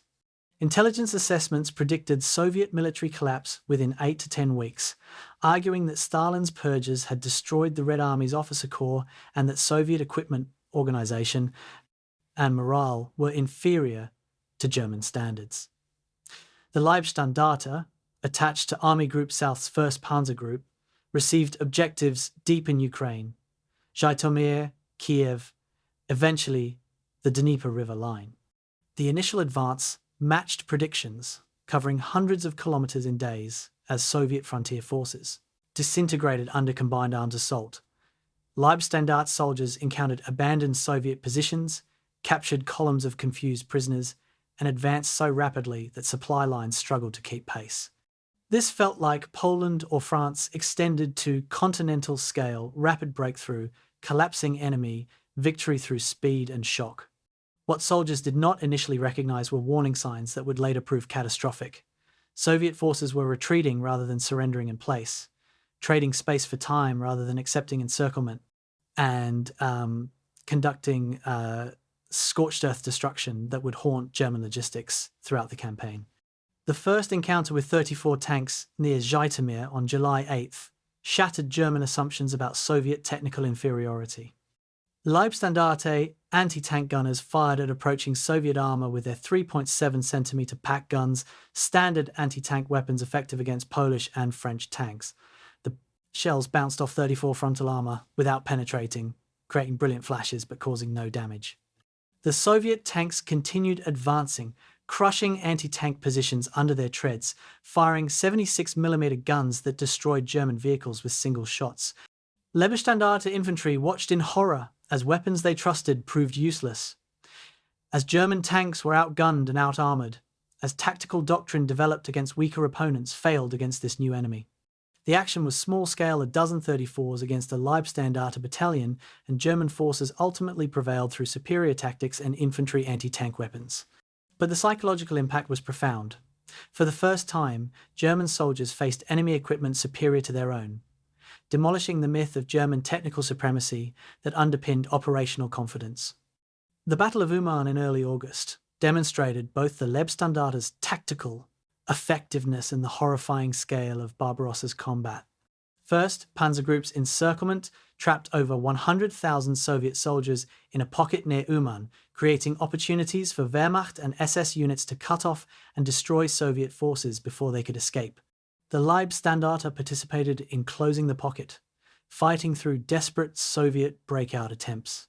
For 2 weeks, combat was continuous and brutal. Soviet forces attacked repeatedly to escape encirclement, while German forces struggled to contain them. The Leibstandarte lost hundreds of men killed and wounded in fighting that produced no dramatic breakthroughs, just grinding attrition as Soviet units were methodically destroyed. What shocked Leibstandarte soldiers was Soviet willingness to accept catastrophic casualties in exchange for minor tactical gains. Soviet infantry attacked German positions in waves, absorbing machine gun fire that killed hundreds, while the survivors continued advancing. This was not the Wehrmacht's war of maneuver, but something older and darker, attrition warfare that consumed lives at rates that made World War I battles seem modest by comparison. The distances themselves became enemies. Leibstandarte vehicles covered 800 kilometers in the campaign's first 3 months. Distances that strained mechanical reliability, consumed fuel at unsustainable rates, and created logistics nightmares that no amount of planning had adequately addressed. Trucks broke down from overuse, requiring repair or abandonment. Spare parts became scarce, forcing mechanics to cannibalize damaged vehicles to keep others running. By September, approximately 60% of Leibstandarte vehicles were inoperable or severely degraded, reducing the division's mobility and creating traffic jams as operational vehicles waited for repair. The motorization that distinguished SS divisions from foot-mobile Wehrmacht infantry had become a liability mechanized units, immobilized by mechanical failure, while horse-drawn supply wagons, mocked as obsolete, continued functioning. This paradox would persist throughout the Russian campaign, with Germany's most modern forces repeatedly crippled by the very technology that supposedly made them superior. The Leibstandarte's participation in genocide began not as combat operations, but as deliberate murder separate from military necessity. In captured Ukrainian towns throughout July, August, and September 1941, Leibstandarte units cooperated with Einsatzgruppen SS death squads, tasked with murdering Jews, communist officials, and other designated enemies. The cooperation took various forms, providing security cordons while Einsatzgruppen conducted mass executions, supplying trucks for transporting victims to killing sites, occasionally participating directly in shootings. Photographs exist showing Leibstandarte soldiers watching executions, standing guard during massacres, even posing with victims' bodies. The justification provided was ideological. These were enemies of the Reich, dangerous partisans, racial threats requiring elimination. But the victims were overwhelmingly unarmed civilians, including women and children, murdered not for anything they had done, but for who they were. This was not war, but genocide, and the Leibstandarte's participation made them accomplices to history's greatest crime. Individual soldiers responded to genocide participation through psychological mechanisms that would later be extensively studied. Some enthusiastically embraced the killing, true believers in Nazi racial ideology who saw themselves executing necessary policy. Others participated mechanically, following orders without allowing themselves to think about moral implications, finding comfort in obedience rather than conscience. Many adopted psychological distance through euphemism and rationalization. Victims became enemies or elements, murder became special actions or cleansing operations, and personal responsibility dissolved into collective action where no individual felt accountable. A minority refused to participate directly, finding excuses to be elsewhere during massacres, but almost none formally objected or reported the crimes to higher authorities. The organizational culture punished dissent and rewarded compliance, making moral resistance psychologically costly and practically dangerous. This pattern repeated across all German units participating in genocide, but it had particular resonance for the Leibstandarte, whose identity was built on absolute loyalty to Hitler, and whose previous atrocities had established patterns that made escalation seem natural rather than shocking. The approach to Kiev in September represented the campaign's operational high point for German forces in the south. The Leibstandarte participated in the encirclement that trapped over 600,000 Soviet soldiers, the largest encirclement in military history. For Leibstandarte soldiers, the victory seemed to validate initial predictions about Soviet collapse. But the celebration was premature. The trapped Soviet forces fought desperately to escape, conducting attacks that inflicted heavy casualties on encircling German units. The Leibstandarte suffered hundreds more casualties containing an enemy already defeated strategically, a preview of how Soviet forces would continue fighting effectively even after tactical situations became hopeless. Moreover, the encirclement's success consumed time, weeks spent reducing the pocket rather than advancing deeper into Soviet territory. September became October, and soldiers who had crossed the border in summer uniforms began feeling autumn cold, wondering when winter uniforms would arrive, not yet understanding that supply failures would leave many without adequate winter clothing, even as temperatures dropped below freezing. The campaign's toll on the Leibstandarte by mid-September was staggering. 1,137 men killed, over 3,800 wounded, casualty rates approaching 30% in 3 months. This was not sustainable. At this attrition rate, the division would be destroyed as an effective fighting force within 6 months. Casualty rates among infantry companies were even worse, with some units suffering 50% losses. Entire platoons rebuilt multiple times as casualties mounted. The replacements arriving from Germany were less well trained than original division members, diluting combat effectiveness and unit cohesion. Veterans grew increasingly cynical about replacements, knowing many would die before learning basic survival skills, creating emotional distance that protected against grief, but also undermined the unit cohesion that sustained combat motivation. The Leibstandarte was still fighting effectively, but was slowly being bled to death, grinding toward destruction through successful operations that consumed irreplaceable human resources faster than they could be replaced. The distances also affected morale in ways that official reports never captured. Letters home, censored but still revealing, expressed growing bewilderment at Russia's vastness. Soldiers described covering hundreds of kilometers only to find more forest, more villages, more endless steppes stretching to horizons. The propaganda that promised quick victory now seemed laughable. Jokes circulated about marching to Vladivostok, darkly humorous acknowledgement that this campaign had no apparent end. Some soldiers maintained faith that German superiority would ultimately prevail, that Soviet collapse was merely delayed rather than impossible. Others grew quietly skeptical, wondering privately whether Germany had invaded something too large to conquer, whether victory was achievable, or whether they were simply marching deeper into a trap they did not understand. Such thoughts could not be expressed. Openly, defeatism was severely punished, but they percolated through whispered conversations and letters that hinted at concerns without stating them explicitly. Soviet partisan activity began appearing in September, small-scale initially but ominous in implication. Soviet soldiers who escaped encirclement disappeared into forests and swamps, forming armed bands that attacked German supply columns, ambushed isolated units, and sabotaged infrastructure. Leibstandarte units assigned to rear area security discovered that securing areas was impossible. Partisans attacked and melted away, leaving German forces unable to identify enemies among civilian populations. The standard German response was collective punishment. Villages near partisan attacks were burned, hostages executed, entire communities destroyed as warnings. The Leibstandarte participated enthusiastically in these reprisals, often exceeding even the brutal standards established by Wehrmacht security units. This created self-reinforcing cycles of violence. German atrocities drove more Soviets to join partisans, increasing attacks, justifying more atrocities. By war's end, partisan warfare would tie down hundreds of thousands of German troops desperately needed at the front, but in autumn 1941 the problem seemed manageable through sufficient brutality. The contrast between the Leibstandarte's operational success and strategic failure characterized the entire German invasion. Tactically, they remained effective, winning battles, destroying enemy formations, demonstrating combat skill that justified their elite status. But strategically, these victories accomplished nothing lasting. Territory captured was too vast to secure. Enemies defeated were replaced by fresh formations. Distances covered consumed resources faster than logistics could sustain.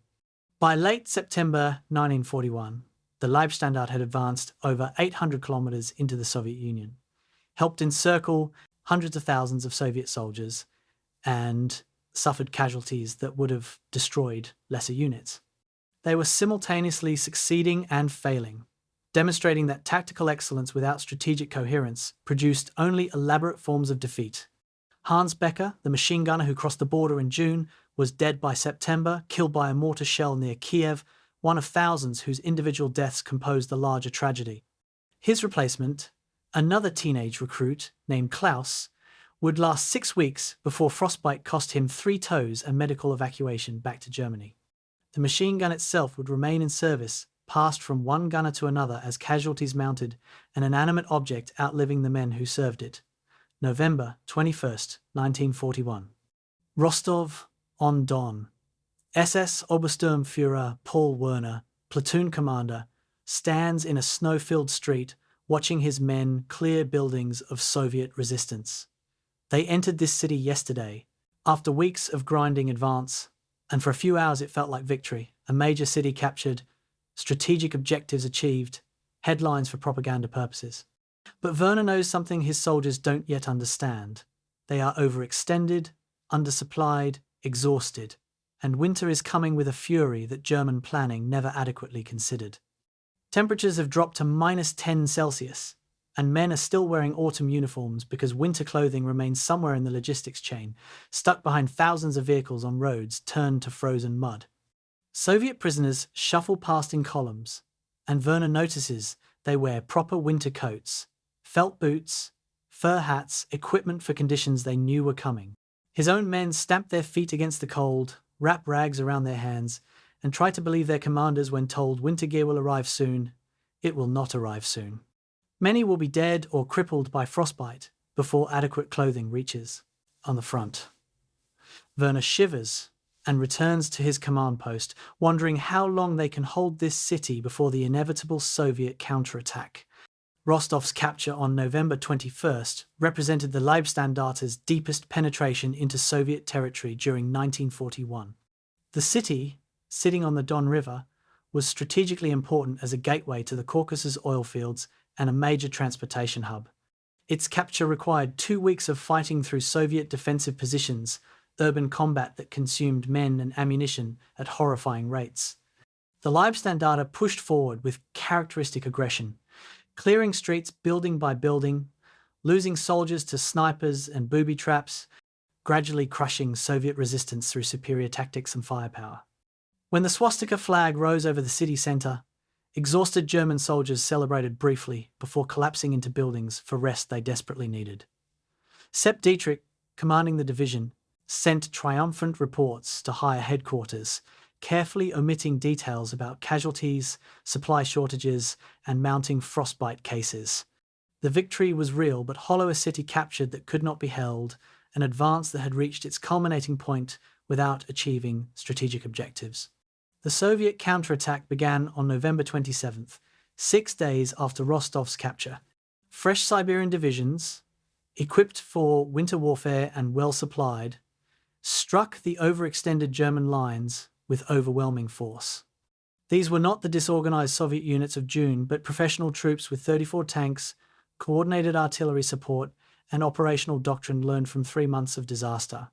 The temperature dropped to -30°C as the offensive began, creating conditions where German vehicles would not start, weapons froze and jammed, and soldiers suffered frostbite injuries within minutes of exposure.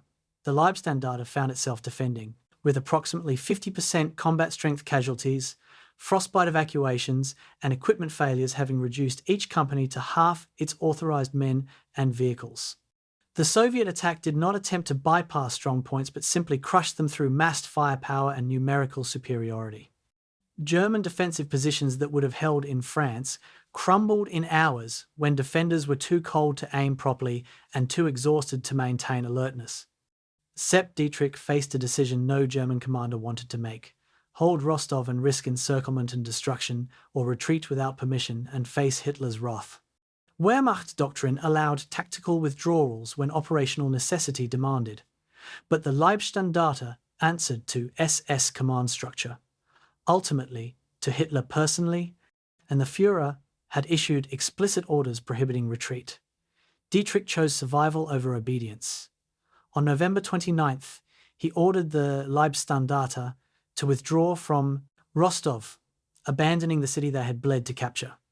This was the first time in the Leibstandarte's history they had retreated from an enemy, a psychological blow that no amount of rationalizing could disguise. Veterans who had never questioned German superiority now faced the undeniable reality that Soviet forces could not only resist but attack successfully, forcing Germany's elite formation to abandon positions and flee. The retreat was conducted with reasonable discipline units covering each other, equipment destroyed rather than captured, but it was still retreat, still defeat, still evidence that German invincibility was mythology rather than fact. The withdrawal through snow and cold was horror that survivors remembered for the rest of their lives. Leibstandarte units retreated on foot, abandoning vehicles that would not start or had no fuel, carrying wounded soldiers who would freeze if left behind. Frostbite became epidemic. Men lost toes, fingers, noses, ears to cold. That exceeded anything German planning had considered. Soldiers wrapped their feet in rags, torn from dead men's clothing, wore Soviet coats stripped from prisoners or corpses, huddled together for warmth during brief rest stops. Soviet forces pursued aggressively, attacking whenever Germans paused, preventing rest or reorganization.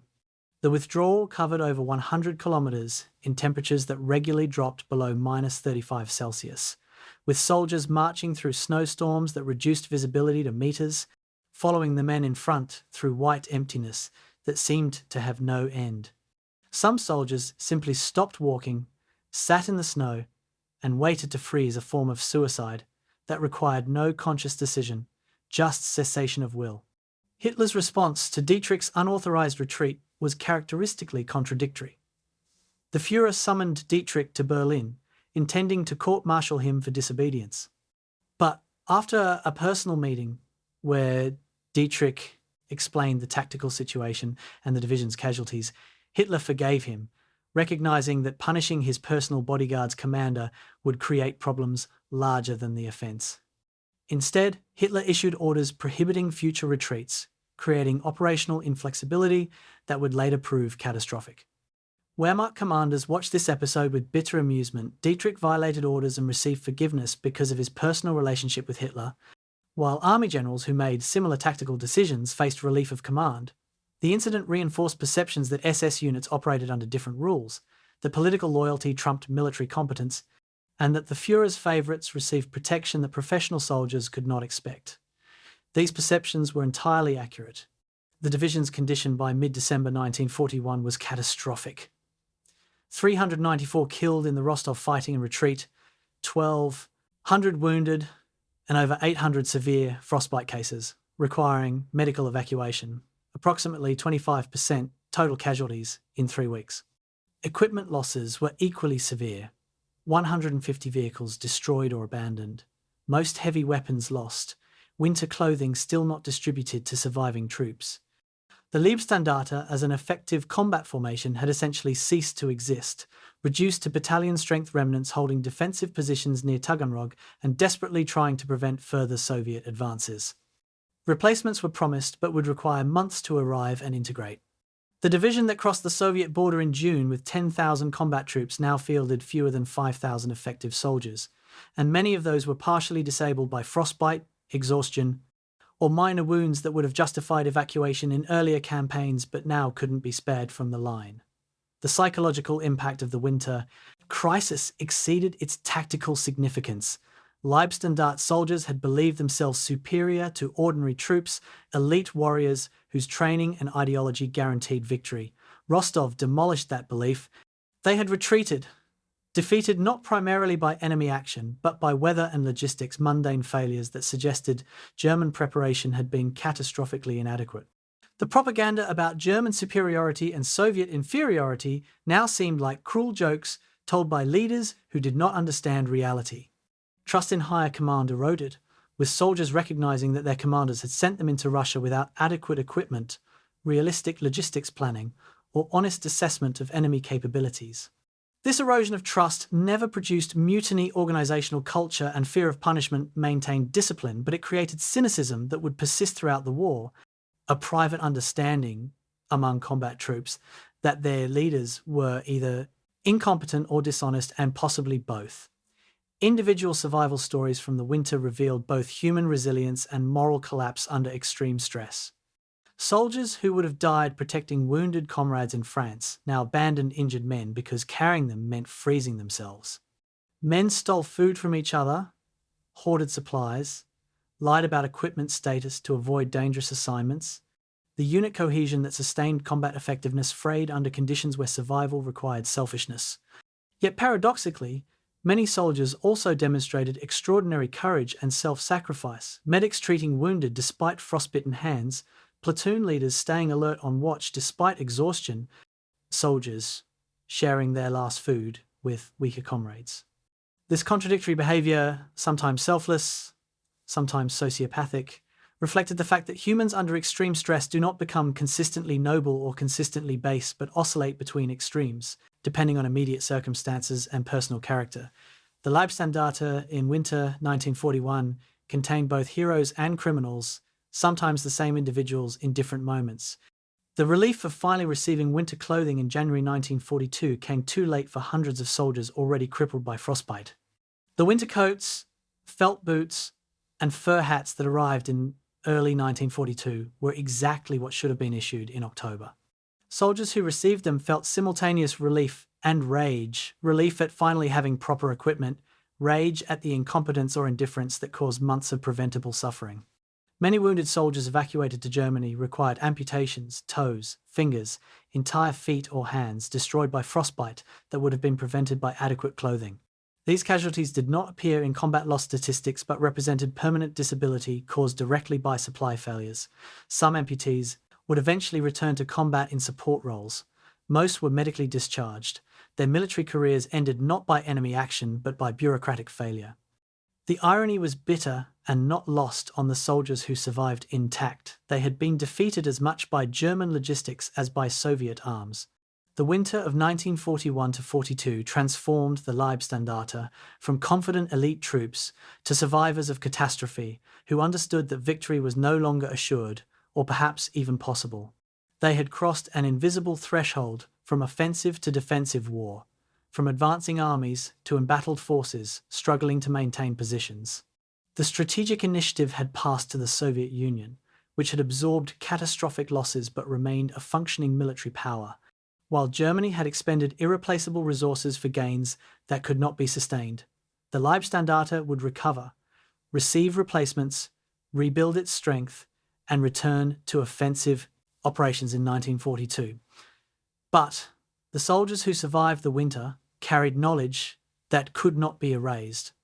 They were not invincible, their enemy would not collapse, and this war would be won only if German forces could sustain attrition rates that were already stretching national capacity to its limits.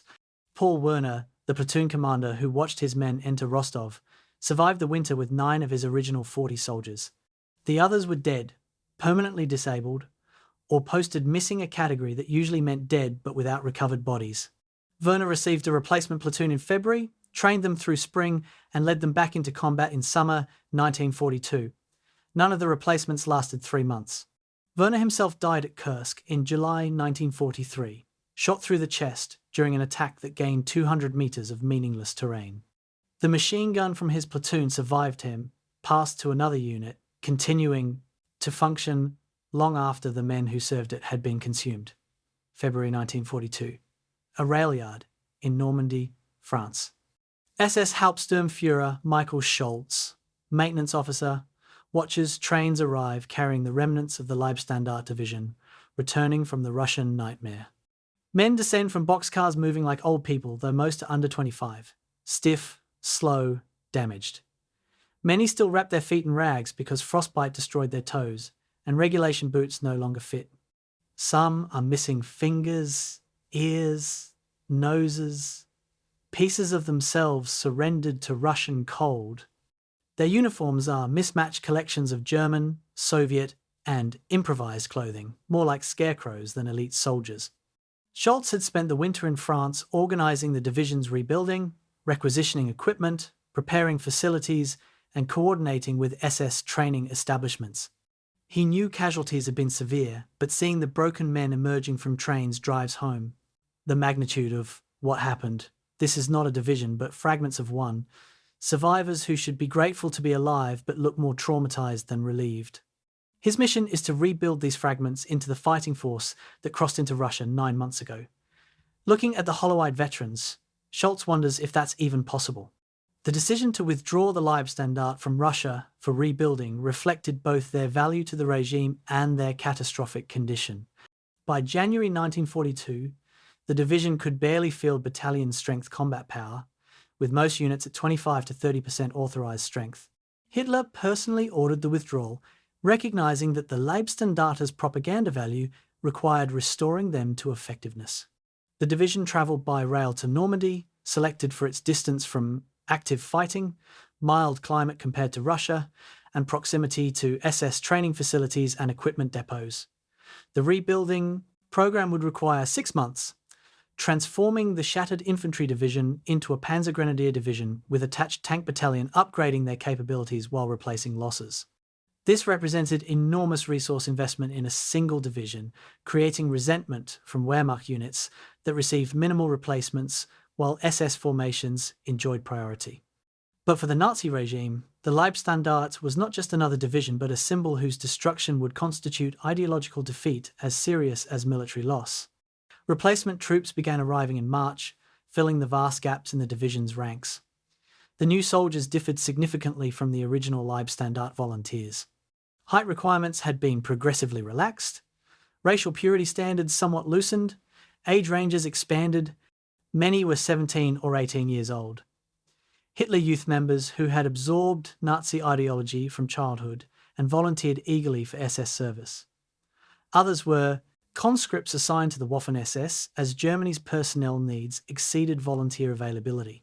The ideological commitment varied. Some were fanatical Nazis who genuinely believed in racial war and German destiny. Others simply wanted to join an elite formation. Still others had no strong feelings but accepted assignment because refusal was not an option. This ideological diversity would gradually erode the Leibstandarte's character as a committed Nazi formation though that erosion would take years and never completely eliminate the ideological core that shaped the division's identity. The integration of veterans and replacements created interesting social dynamics within the rebuilding division. Veterans, recognizing that survival required knowledge that could not be taught in training, took upon themselves the education of replacements. They conducted informal instruction in survival techniques, how to dig effective foxholes, identify the sound of incoming artillery, move under fire, treat wounded comrades, conserve ammunition, stay alert during long watches. This practical knowledge, transmitted from survivor to novice, was far more valuable than anything learned in training establishments. But veterans also transmitted attitudes: cynicism about higher command, contempt for propaganda that contradicted experienced reality, ruthlessness toward enemies and civilians. The new soldiers absorbed both practical skills and moral corruption from teachers who had survived by learning when to discard conscience. This informal education created continuity between the division's criminal past and its future atrocities. The arrival of tanks transformed the Leibstandarte from infantry to Panzer Grenadier Division, fundamentally changing their tactical identity. Starting in April 1942, Panzer Mark IVs arrived, 75mm main guns, respectable armour, adequate mobility. By June, the division possessed 104 tanks, including 6. Tiger is Germany's newest heavy tank with 88mm gun and armour that could withstand most Soviet anti-tank weapons.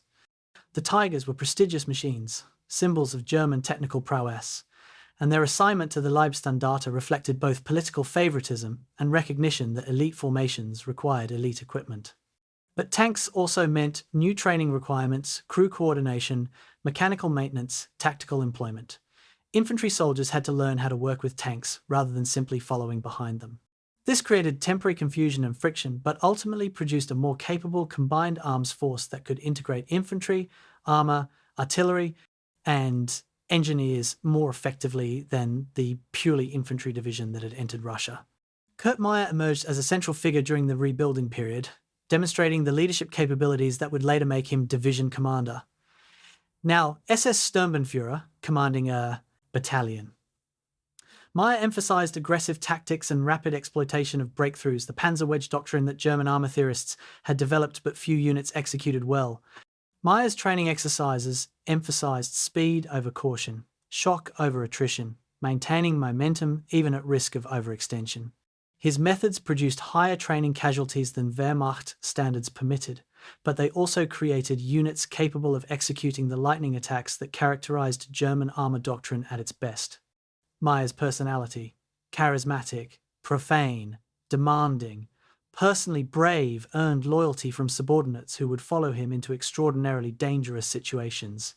He represented the Leibstandarte's ideal. Tactically brilliant, ideologically committed, morally flexible enough to commit any atrocity if operationally useful. The ideological indoctrination intensified during the rebuilding period, particularly for younger replacements. SS education officers conducted daily political lectures emphasizing racial struggle, Bolshevik Jewish conspiracy theories, and the existential nature of the Eastern Front War. Films showed exaggerated or fabricated Soviet atrocities, creating desire for revenge. Literature portrayed Germans as defending Western civilization against Asiatic hordes. This indoctrination served multiple purposes. It motivated soldiers to fight aggressively, justified atrocities as necessary measures in racial war, and created psychological distance between Germans and their enemies that made killing emotionally easier. Some soldiers absorbed this ideology completely, becoming true believers who required no orders to commit atrocities. Others accepted it superficially, finding it useful justification for actions they performed for other reasons.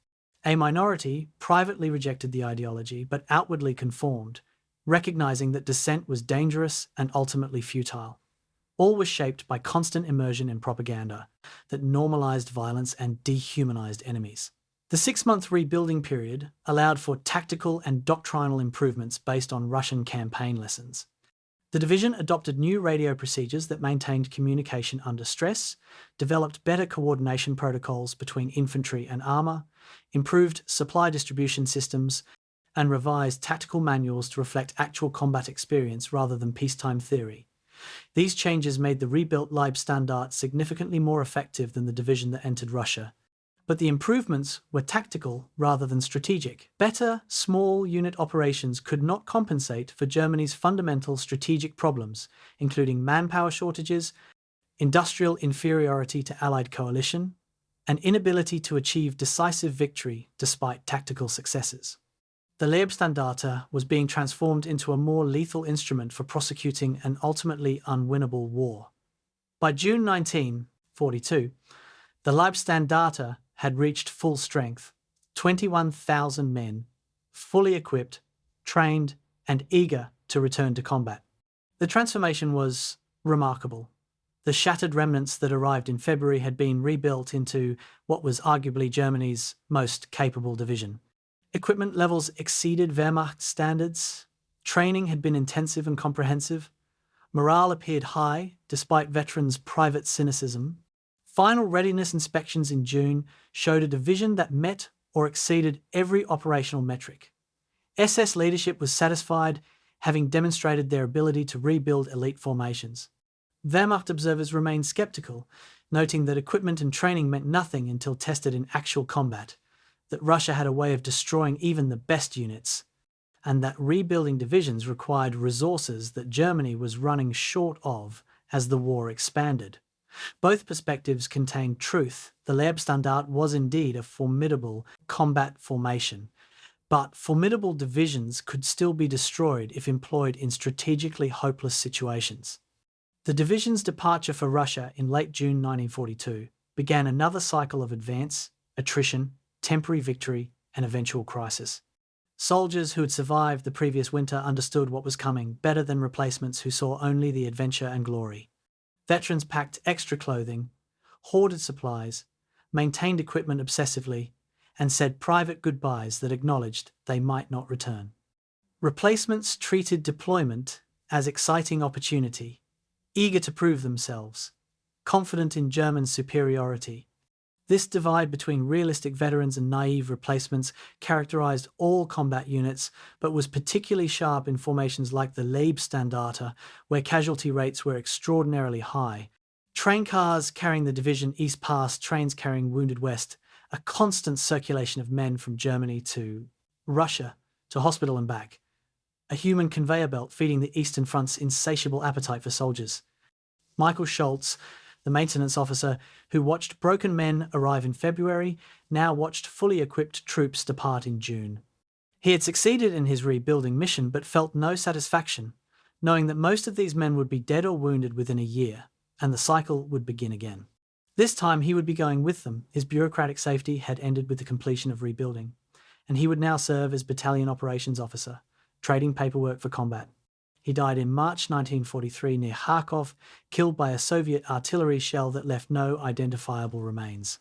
His name appears on a memorial to missing soldiers, one of thousands whose deaths were recorded but whose bodies were never found. February 19, 1943, near Krasnograd, Ukraine. SS Untersturmführer Heinrich Krauss sits in his Tiger tanks, commander's hatch watching the eastern horizon for signs of Soviet armor. The tank rumbles beneath him, 88mm gun pointing toward expected enemy approach routes. This is the third day of Manstein's counter-offensive, the calculated gamble that might restore German fortunes after Stalingrad's disaster, or might simply throw away Germany's last reserves in futile gesture. Krauss commanded a Panzer Mark IV during summer 1942 operations, learned tank warfare through survival, and received promotion to Tiger Commander in January. The Tiger is magnificent and problematic. Its armor resists anything. Soviets fire at it. Its gun destroys enemy tanks at ranges where return fire is impossible, but it breaks down constantly and consumes fuel at rates that keep supply officers awake at night. The Tiger next to his threw a track yesterday, now sits disabled, waiting for repair. The Tiger behind him has engine problems, operating at reduced capacity. Of 12 Tigers in his company, only 7 are fully operational. Still, 7 Tigers equal perhaps 30 or 40 34s in combat power. If Soviet armor appears, Krause's job is simple. Destroy them before they close to ranges where numerical superiority matters. The wait continues. In the distance, artillery thunder suggests contact elsewhere along the line. The Third Battle of Kharkov began with strategic desperation masked as operational brilliance. The Wehrmacht had surrendered Kharkov on February 15th, withdrawing before Soviet offensive pressure, trading space for time while conserving forces. Field Marshal Erich von Manstein, commanding Army Group South, planned a counteroffensive using mobile reserves, including the Leibstandarte and other SS divisions, to strike overextended Soviet spearheads. The concept was classic mobile warfare: allow enemy to advance, stretch their supply lines, then strike flanks and rear with concentrated armor. The Leibstandarte, rebuilt and re-equipped, was Manstein's most capable formation, assigned the most difficult mission breakthrough and exploitation regardless of opposition. For soldiers who retreated from Rostov in shame 15 months earlier, this was opportunity for redemption, chance to prove the winter defeat was temporary setback rather than permanent condition. The initial assault on February 19th exceeded even optimistic projections. Leibstandarte Tigers and Panzer IVs smashed through Soviet defensive positions near Krasnograd, destroying dozens of enemy tanks, overrunning artillery positions, creating chaos in Soviet rear areas. The combination of Tiger tanks' invulnerability and tactical coordination developed during French training proved devastating against Soviet forces still learning combined arms warfare. Soviet 34s burned on frozen fields, their crews killed or fleeing, while Leibstandarte panzers advanced with minimal losses. Infantry followed in half-tracks, exploiting breakthroughs, clearing strongpoints that might threaten tanks' flanks. This was Blitzkrieg resurrected, not the fantasy version from propaganda, but the reality of what elite troops with good equipment and surprise could accomplish against competent but unprepared enemies. The death ride, as Leibstandarte soldiers later called the 72-hour advance from February 19th through 21st, demonstrated both peak performance and terrible cost. The division advanced over 100 kilometers in 3 days, fighting continuously, pausing only for refueling and rearming. Crews stayed in vehicles for days, sleeping in commanders' hatches, eating cold rations on the move, urinating into empty shell casings because dismounting wasted time. Infantry rode in open half-tracks through temperatures below freezing, exposed to wind and occasional Soviet fire, enduring conditions that would have been considered intolerable in peacetime, but now seemed merely normal wartime discomfort. The advance cut through Soviet positions like a scalpel, severing communications, destroying headquarters units, creating panic among Soviet forces that had grown accustomed to advancing rather than retreating. For 3 days, the Leibstandarte was unstoppable, recapturing terrain surrendered weeks earlier, validating their elite status, providing propaganda victories that regime desperately needed after Stalingrad's catastrophe. The street fighting for Kharkov itself began on March 11th, transforming the operation from mobile warfare to urban combat, where the Leibstandarte's advantages diminished. Soviet forces defending the city included experienced troops with strong defensive positions, artillery support, and orders to hold at any cost. Tigers proved less valuable in cities, their size made them vulnerable in narrow streets, their fuel consumption meant they could not operate continuously, their mechanical reliability problems intensified under urban combat stress. Panzer Grenadiers fought building to building, clearing Soviet strongpoints through tactics learned at Stalingrad's cost elsewhere. The fighting was close range and brutal grenades through windows, machine guns at room-clearing distances, flamethrowers burning defenders from fortified positions, casualties mounted as the Leibstandarte ground through defensive positions, but Soviet resistance gradually collapsed under sustained pressure and casualties they could not replace quickly enough. The recapture of Kharkov city centre on March 15th represented the operation's symbolic climax. Leibstandarte troops raised the swastika flag over Red Square, the city's central plaza, while Sepp Dietrich personally observed from a nearby building. The moment was photographed, filmed, and distributed through propaganda channels as evidence that German armies had recovered from winter defeats and remained capable of decisive victory.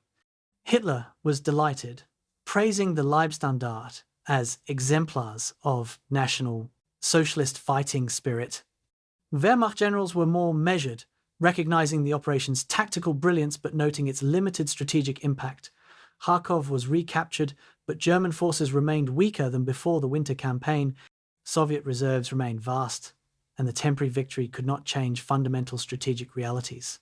Still, the propaganda value was real, and soldiers who participated felt justified pride in having accomplished something genuinely difficult against a competent enemy. The battles cost 167 Leibstandarte killed, over 800 wounded, seemed modest compared to achievements but represented losses that could not be sustained indefinitely. The division had been at full strength when the offensive began. It ended approximately 10% below strength. More concerning was equipment attrition. 24 tanks total losses, another 40 damaged and requiring repair. The Tigers that had seemed invincible at the Postland offensive's beginning were demonstrating chronic mechanical problems, final drives failing, transmissions breaking, engines overheating. At any given time, approximately 30% of Tigers were inoperational, awaiting parts or major repairs that strained division maintenance capabilities. This created paradox that would plague German armour throughout the war. The most powerful tanks were also the least reliable, creating situations where technological superiority was undermined by mechanical fragility. Individual soldier experiences during the battle revealed the psychological complexity of combat effectiveness coexisting with criminality. Many Leibstandarte soldiers fought with extraordinary courage and tactical skill, behaviours that any military would recognise as exemplary. They also committed war crimes, executing Soviet prisoners, murdering civilians suspected of partisan activity, deliberately targeting medical personnel. These behaviours were not contradictory but complementary aspects of the same organisational culture that valued results over restraints. A Tiger commander might destroy 5 Soviet tanks through brilliant gunnery in the morning. Then machine guns surrendering Soviet tankers in the afternoon, both actions flowing from the same mindset that saw enemies as obstacles to eliminate rather than humans deserving protection under laws of war. The Leibstandarte's tactical excellence was inseparable from its criminality, because both emerged from institutional culture that recognised no limits on violence in pursuit of objectives. The operation's conclusion in late March brought strategic pause rather than continued offensive. German forces had recaptured Kharkov and stabilised the front, but they lacked resources to exploit success further. The spring Rasputitsa muddy season, when Russia's unpaved roads became impassable, was beginning, making mobile operations impossible. Both German and Soviet forces used the pause to rebuild, replace losses, and prepare for summer operations. The Leibstandarte received replacements, repaired damaged equipment, and conducted training to integrate new soldiers. Veterans who survived the battle were promoted to fill vacancies from casualties, creating organisational churning where soldiers moved constantly between positions as combat, attrition, and expansion created simultaneous shortages and requirements. This organisational instability undermined unit cohesion, but was unavoidable given casualty rates and force expansion that characterised the Eastern Front War. The Third Battle of Kharkov represented the Leibstandarte's operational pinnacle, the moment when they were most effective relative to their enemy, when their tactical skills and equipment advantages produced decisive results, when their reputation for elite performance was most justified. Everything after Kharkov would be decline, whether rapid or gradual, obvious or disguised. The strategic initiative was passing permanently to the Soviet Union, which was learning combined arms warfare while expanding production to levels Germany could not match. The Leibstandarte would continue fighting effectively, would achieve tactical victories, would maintain reputation for ferocity and skill.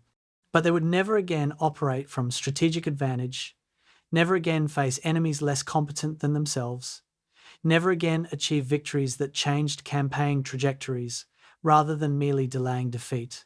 Heinrich Kraus, the Tiger commander who began the battle watching empty horizons, ended it with 4 Soviet tank kills marked on his gun barrel, a promotion to SS Obersturmführer, and frostbite in 3 toes from hours spent in an open hatch. He would command Tigers through the summer offensive at Kursk, survive that battle, and die in Normandy in June 1944 when an American tank destroyer ambushed his platoon. The Tiger he commanded at Kharkov was destroyed near Prokhorovka in July 1943, Total loss after engine fire. Its replacement Tiger lasted 3 weeks before transmission failure. The third Tiger assigned to his position survived longer than Krauss did, serving through mid-1944 before final destruction in Normandy. The machines, with sufficient maintenance and replacement parts, could last longer than the men who operated them, a reversal of normal relationships where humans outlived their tools. July 5th, 1943. 3 o'clock in the morning.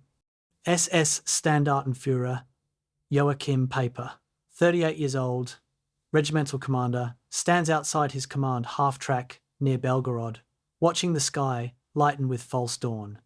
Around him, the largest concentration of German armour ever assembled waits for attack orders, over 2,700 tanks and assault guns, including 131 Tigers and 200 Ferdinands, all aimed at a 60-kilometre sector of Soviet defensive lines. The Leibstandarte division occupies positions in the southern pincer of Operation Citadel, Hitler's last offensive gamble in Russia, the attack that will either restore German initiative or consume Germany's armoured reserves in fruitless assault against prepared defences. Piper has studied aerial photographs showing Soviet positions, multiple defensive belts, minefields extending kilometres in depth, anti-tank ditches, prepared artillery positions. The Soviets know this attack is coming, have had months to prepare, have transformed the Kursk salient into the most heavily fortified region in military history. German intelligence estimates 4,000 anti-tank mines per kilometre of front line, layered defences 6 positions deep, artillery density exceeding anything seen in previous campaigns. Paper's mission is simple and impossible. Break through regardless of opposition, advance 40 kilometres by day's end, maintain momentum until Soviet defences collapse. He knows the mission is unrealistic, but also knows that expressing doubt means relief from command. At 3:15, German artillery opens with barrage that lights the horizon orange. 45 minutes later, Paper's regiment crosses the start line into hell. Operation Citadel represented strategic desperation disguised as offensive capability. After Kharkov's recapture, German High Command recognized that summer 1943 offered last opportunity for major offensive before Soviet quantitative superiority became overwhelming. The Kursk salient, a Soviet-held bulge in German lines, was obvious target, vulnerable to double envelopment from north and south. But the offensive was delayed repeatedly while Germany fielded new weapons, Panthers, Tigers, Ferdinands, and the delays gave Soviets months to prepare. Soviet forces constructed 6 defensive belts, with combined depth exceeding 150 kilometres, laid over 650,000 mines, positioned over 20,000 guns and mortars, and assembled reserves that dwarfed German attacking forces. Soviet commanders understood German intentions through intelligence and simple military logic. The salient was obvious target, the timing predictable. They transformed obvious vulnerability into prepared killing ground, then waited for Germans to attack into it. The Leibstandarte advanced as part of IISS Panzer Corps, alongside Das Reich and Totenkopf divisions, forming the most powerful German formation on the Eastern Front. The Corps possessed over 600 tanks, including substantial numbers of Tigers, supported by concentrated artillery and Luftwaffe close air support. The initial attack on July 5th broke through 1st Soviet defensive belt through combination of firepower, armour, protection, and tactical skill. Tigers destroyed Soviet anti-tank positions from ranges where return fire was ineffective. Panthers and Panzer IVs exploited gaps. Panzer Grenadiers followed to clear strongpoints and secure gains. But each kilometre advance was contested, each defensive position cost casualties before falling, and Soviet reserves counterattacked continuously to slow German momentum. The advance that was supposed to cover 40 kilometres in one day gained 8 kilometres at cost of substantial casualties and mechanical breakdowns that reduced operational tank strength by approximately 20%. The next week became grinding attrition warfare disguised as mobile operations. The Leibstandarte attacked daily, gained several kilometres each day, destroyed substantial Soviet equipment, and suffered steady casualties from mines, artillery, anti-tank guns, and Soviet counterattacks. The pattern was numbingly repetitive. Artillery preparation, tank advance into known minefields because bypass routes were blocked or non-existent, engineer teams clearing paths under fire, Soviet anti-tank guns engaging at close range, infantry fighting for each defensive position, temporary success, then Soviet reinforcements counterattacking and forcing defensive operations that consumed time and lives. German tactics remained effective. Leibstandarte units destroyed far more Soviet equipment than they lost. Casualty ratios favoured Germans. Tactical engagements were often German victories, but the strategic arithmetic was crushing. Germans could not afford their losses, while Soviets could replace theirs.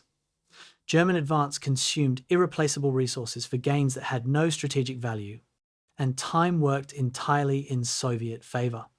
The tank battle near Prokhorovka on July 12th became legendary through Soviet propaganda and German defensive claims, though reality was more complex than either narrative. The Leibstandarte was actually fighting north of Prokhorovka rather than in the famous field where Soviet and German armour supposedly engaged in largest tank battle of history. Their actual experience was less dramatic but more representative of the operation's character. Slow, advanced through prepared defences, continuous Soviet counterattacks, steady attrition of German tank strength through combination of combat losses and mechanical failures. By July 12th, the Leibstandarte had advanced approximately 30 kilometres from their start positions, impressive by Eastern Front standards, but far short of operational objectives that required breakthrough and exploitation. More critically, the division had suffered 261 killed and 1,800 wounded, lost 11 tanks as total write-offs and another 40 damaged, and saw their combat effectiveness degraded through exhaustion as much as casualties. Hitler's decision to terminate Operation Citadel on July 13th, citing need to transfer units to Italy after Allied invasion of Sicily, came as relief to soldiers who recognized the offensive had failed strategically even while achieving tactical successes. The Leibstandarte had penetrated deeper than most German units, destroyed substantial Soviet equipment, demonstrated continued combat effectiveness, but none of it mattered strategically. Soviet defences had absorbed the German assault without collapsing. Red Army reserves remained substantial, and within days, Soviet forces launched their own offensives that would drive Germans back beyond their start positions. The strategic initiative on the Eastern Front passed permanently to the Soviet Union on July 13th, 1943. Every subsequent German operation would be defensive, reactive, attempting to delay inevitable defeat rather than achieve victory. The Leibstandarte would continue fighting with skill and determination, would achieve tactical successes, would demonstrate that elite troops remained dangerous opponents, but they would never again attack with confidence that victory was achievable through operational brilliance. The immediate aftermath saw the Leibstandarte committed to defensive operations against Soviet counteroffensives, fighting withdrawal battles that consumed more casualties while gaining nothing except time. The pattern established at Kursk would continue for the rest of the war. German forces fought skillfully at tactical level, achieved favourable casualty ratios, demonstrated professional competence, and lost strategically because tactical success could not overcome fundamental disadvantages in manpower, production, and strategic position. For Leibstandarte soldiers, the transition from offensive to defensive warfare was psychologically difficult. Attacking, even with heavy casualties, felt purposeful and aggressive. Defense felt like slow defeat, trading lives for kilometers of meaningless terrain, watching the same ground be captured and recaptured repeatedly without any sense that progress was being achieved. Individual soldiers processed the battle's implications through various psychological frameworks. True believers maintained faith that German genius would somehow produce victory despite material disadvantages, that new weapons or strategic brilliance would change fundamental realities. Pragmatists recognized the war was likely lost but continued fighting from professional pride, loyalty to comrades, or simple inability to imagine alternatives to obeying orders. A minority grew privately despairing, seeing no path to victory but unable to escape or desert without risking execution and family punishment. Letters home, heavily censored, could not express actual conditions or true assessments, forcing soldiers to maintain pretense that everything was fine, that victory remained achievable, that their sacrifices were meaningful. This disconnect between experienced reality and expressible narrative created psychological isolation, with soldiers living in a world of horrors that could not be shared with families or acknowledged openly even among themselves. The Leibstandarte's post-Kursk casualty reports revealed the operation's grinding cost, 261 dead, represented approximately 2% of division strength, seemingly modest. But the 1,800 wounded represented over 15%, and many wounded would never return to combat or would return with reduced capability. Tank losses seemed sustainable, 11 total losses from 131 starting strength, but the 40 damaged tanks included vehicles requiring major repairs that would take weeks or months. Crew losses were proportionally higher than tank losses because destroyed tanks often killed entire crews, while damaged tanks wounded crews without destroying vehicles. This created a paradoxical situation where tank replacement was often easier than finding trained crews to operate them. The division remained combat capable after Kursk but was weaker than before, and unlike earlier campaigns, there would be no months-long rebuilding period in France or Germany. The next battle would come immediately, then another, in relentless cycle that ground down even elite formations through simple attrition. Joachim Peiper, who led his regiment into Kursk's opening attack, survived the battle with minor wounds, shell fragments in his shoulder, treated and remaining with his unit. He was unusual among senior Leibstandarte officers in combining tactical brilliance with ideological fanaticism and willingness to commit atrocities personally. His command style emphasized aggressive action, rapid exploitation, and ruthless treatment of enemies and civilians. Subordinates admired his courage and tactical skill while privately fearing his volatility and moral flexibility. Peiper would command increasingly important formations through the war's final 2 years, achieving tactical brilliance during the Ardennes Offensive while simultaneously orchestrating the Malmedy Massacre. His career exemplified the Leibstandarte's dual nature, genuine military capability, coexisting with systematic criminality, tactical excellence, serving ideologically driven barbarism. He died in 1976, murdered by unknown assailants in France who likely targeted him for war crimes. The mystery of his death, whether political assassination, criminal revenge, or random violence, was never solved, leaving a fitting ambiguity for a man whose military brilliance was inseparable from moral monstrosity. August 19th, 1943. A destroyed bridge over the Mias River, southern Ukraine. SS Obersturmführer Franz Becker, medical officer, kneels beside a wounded Panzer grenadier whose legs have been shredded by Soviet artillery. The man is 19 years old, screaming for his mother, bleeding out faster than Becker can control. Around them, the Leibstandarte conducts another fighting withdrawal, trading lives for kilometers, delaying Soviet advance while Wehrmacht units escape encirclement. This is Becker's fourth such withdrawal in 6 weeks since Kursk ended. Each time, the pattern repeats.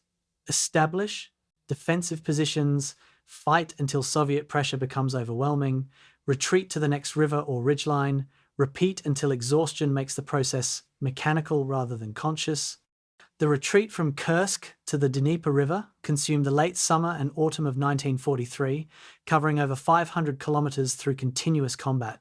Soviet forces, having broken German offensive at Kursk, immediately launched their own operations across multiple fronts, exploiting German weakness and forcing general withdrawal. The Leibstandarte fought as rearguard repeatedly, assigned to hold critical positions while army units withdrew, then leapfrogging back to new positions. This was the role elite units played in retreat, sacrificing themselves to preserve less capable formations, accepting disproportionate casualties, because they could still fight effectively under conditions that would shatter ordinary units. The continuous combat allowed no rest, no recovery, no opportunity to integrate replacements or repair equipment adequately. The fighting near Belgorod in August demonstrated both the Leibstandarte's continued effectiveness and the futility of tactical success without strategic advantage. Soviet forces attacked with massive numerical superiority, accepting horrific casualties to maintain offensive momentum. Leibstandarte defensive positions destroyed dozens of Soviet tanks, killed hundreds of Soviet infantry, maintained tactical cohesion under pressure that collapsed lesser units. But the Soviets simply brought forward more tanks, more infantry, more artillery, grinding through German defences through sheer material superiority. After 3 days of successful defense, the Leibstandarte withdrew because adjacent units had collapsed, creating threat of encirclement if they remained in position. This patterned tactical victory followed by strategic retreat became soul-destroying routine that eroded any sense that fighting mattered or that German military skill could overcome Soviet numerical advantages. The withdrawal across the Dnieper River in September represented both military necessity and psychological defeat. The Dnieper was one of Europe's major rivers, natural defensive barrier that German planning had identified as fallback position if summer offensives failed. Reaching it in retreat rather than holding it from strength symbolized how thoroughly German strategy had collapsed. Wehrmacht engineers demolished bridges, destroyed ferry sites, booby-trapped approaches to delay Soviet pursuit. The Leibstandarte crossed on pontoon bridges under Soviet artillery fire, losing men and equipment to shells that landed among crowded crossing points. Soviet forces established bridgeheads within days, attacking across the river before German defenders could establish coherent defensive line, beginning another cycle of attack and withdrawal that would continue through autumn. October brought fighting around Kremenchug, where Soviet forces had established substantial bridgehead on the western bank. The Leibstandarte counterattacked repeatedly, attempting to eliminate the bridgehead before it could be expanded and used as springboard for deeper operations. The attacks followed textbook German tactics reconnaissance to identify weak points, concentrated assault with armour and infantry, exploitation of any breakthrough. They failed not from poor execution but from Soviet learning and adaptation. Soviet defensive positions absorbed German attacks through layered defences, mobile reserves, and artillery coordination that matched or exceeded German capabilities. The Red Army that had collapsed in 1941 had learned combined arms warfare through catastrophic experience, now fielding forces that could match German tactical proficiency while retaining vast numerical superiority. The autumn Rasputitsa mud season, when unpaved roads became impassable, arrived in late October, slowing operations for both sides but favouring defenders. The Leibstandarte established defensive positions west of Kiev, holding sectors that army units could not adequately defend. Casualties continued from artillery, snipers, patrol actions, and small-scale attacks that achieved nothing except adding names to casualty lists. Medical officers like Franz Becker treated endless stream of wounded, traumatic amputations from mines, burns from vehicle fires, shrapnel wounds from artillery, frostbite cases as winter approached. The wounded were evacuated when possible, but transportation shortages meant some remained with units for days, suffering in improvised aid stations, dying from wounds that would have been survivable with rapid evacuation. The war had become an industrial process that consumed men as methodically as factories consumed raw materials. By December 1943, the Leibstandarte had suffered approximately 2,400 casualties, killed, wounded, or missing since Kursk ended 5 months earlier. This represented nearly 25% of the division's combat strength losses that accumulated from continuous small-scale actions rather than major battles. The replacement system struggled to keep pace, with new soldiers arriving inadequately trained, being thrown into combat within days, and frequently dying before learning survival skills that veterans took for granted. This created a vicious cycle where losses increased because replacements were poorly trained, and replacements remained poorly trained because the Eastern Front's demands prevented adequate preparation. The division remained designated as elite formation and still fought more effectively than average Wehrmacht divisions, but the gap was narrowing as veteran numbers declined and replacement quality degraded. Equipment attrition paralleled human casualties, with vehicles and weapons wearing out from continuous use without adequate maintenance.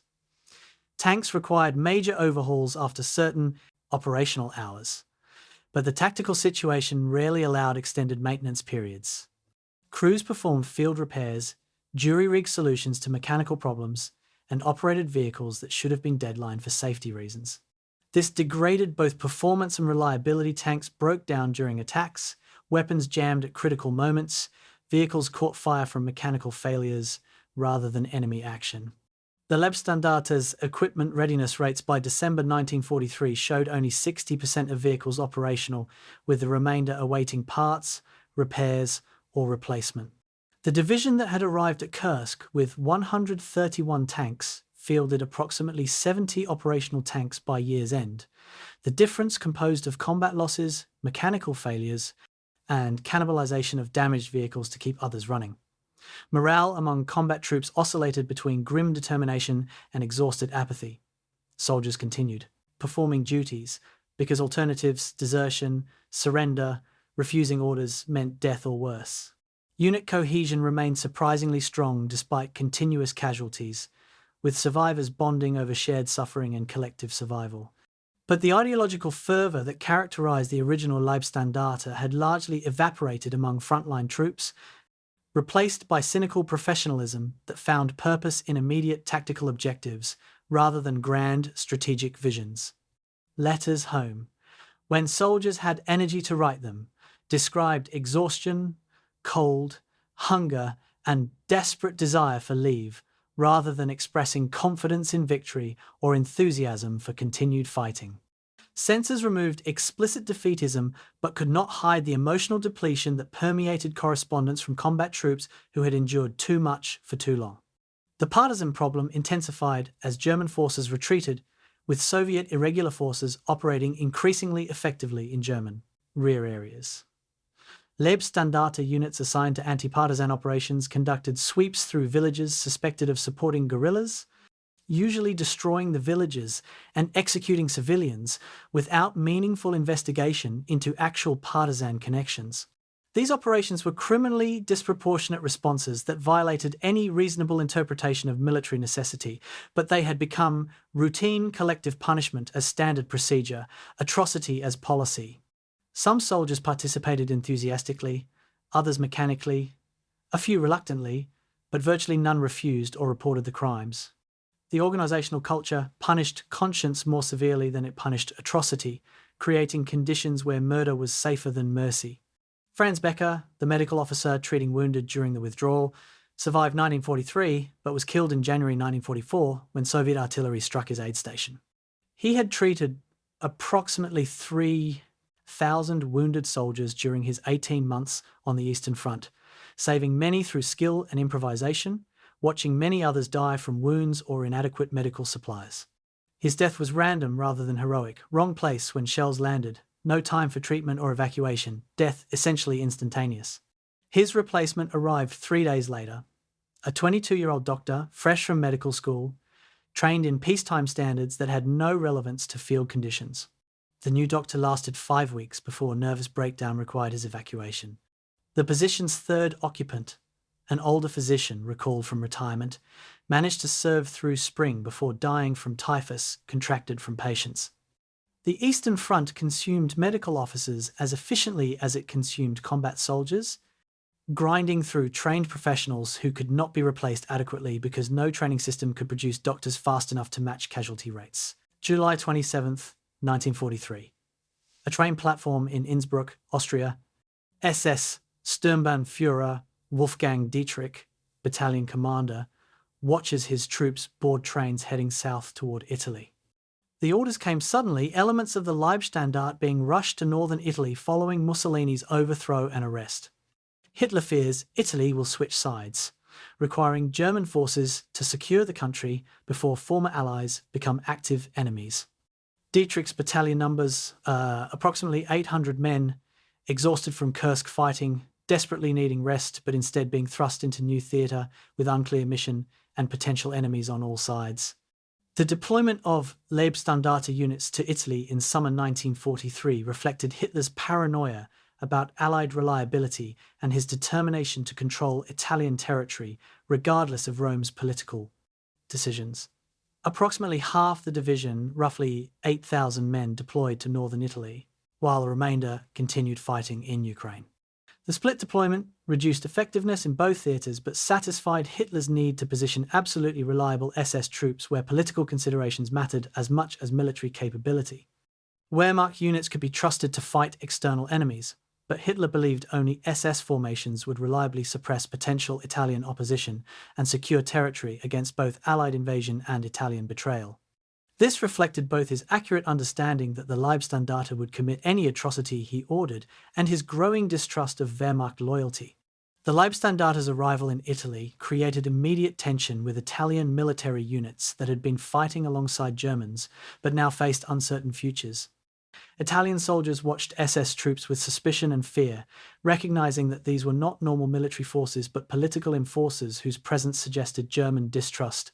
Leibstandarte units positioned themselves near Italian military installations, prepared to disarm former allies at first sign of defection.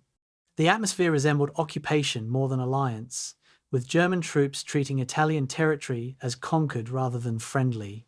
This created bizarre situations where German and Italian soldiers stood guard near each other, theoretically allies but practically preparing for potential combat, neither side certain what the next days would bring. August passed in tense waiting as Italian political crisis deepened. Leibstandarte troops conducted training exercises near Italian positions, ostensibly normal military activity but clearly reconnaissance and intimidation. They secured critical road junctions, rail facilities, and communication centres. Actions justified as defending against Allied invasion, but obviously positioning for operations against Italians. Some fraternisation occurred between German and Italian soldiers, shared meals, card games, conversations in broken language but always with underlying tension that friendship might become combat with minimal warning. Veterans of Eastern Front found Italy surreal after Ukraine's brutality, sleeping in actual buildings, eating relatively fresh food, facing no combat stress beyond waiting and uncertainty. The Italian armistice announcement on September 8th transformed theoretical preparation into immediate action. Within hours of the announcement, Leibstandarte units moved to disarm Italian formations throughout their operational area. Most Italian units surrendered without resistance, recognizing that fighting was pointless and dangerous. Some Italian officers attempted negotiation, seeking terms that would preserve unit honor while avoiding bloodshed. Leibstandarte commanders showed minimal interest in negotiation. They demanded immediate surrender of all weapons and acceptance of German military control, with no discussion permitted. Italian soldiers who complied were disarmed and released. Those who resisted were shot. The operation was conducted with mechanical efficiency that suggested extensive planning, which indeed had occurred during the preceding weeks of apparent inactivity. The security operation for Mussolini's rescue at Gran Sasso on September 12th involved Leibstandarte troops providing ground security, while SS Hauptsturmführer Otto Skorzeny's paratroopers conducted the actual raid. Leibstandarte units secured approach routes, established security perimeter, and prepared for potential Italian counterattack that never materialized. The operation succeeded brilliantly, rescuing Mussolini without German casualties and providing propaganda coup that temporarily boosted German morale. Leibstandarte participation was tangential but sufficient for SS propaganda to claim credit for the success.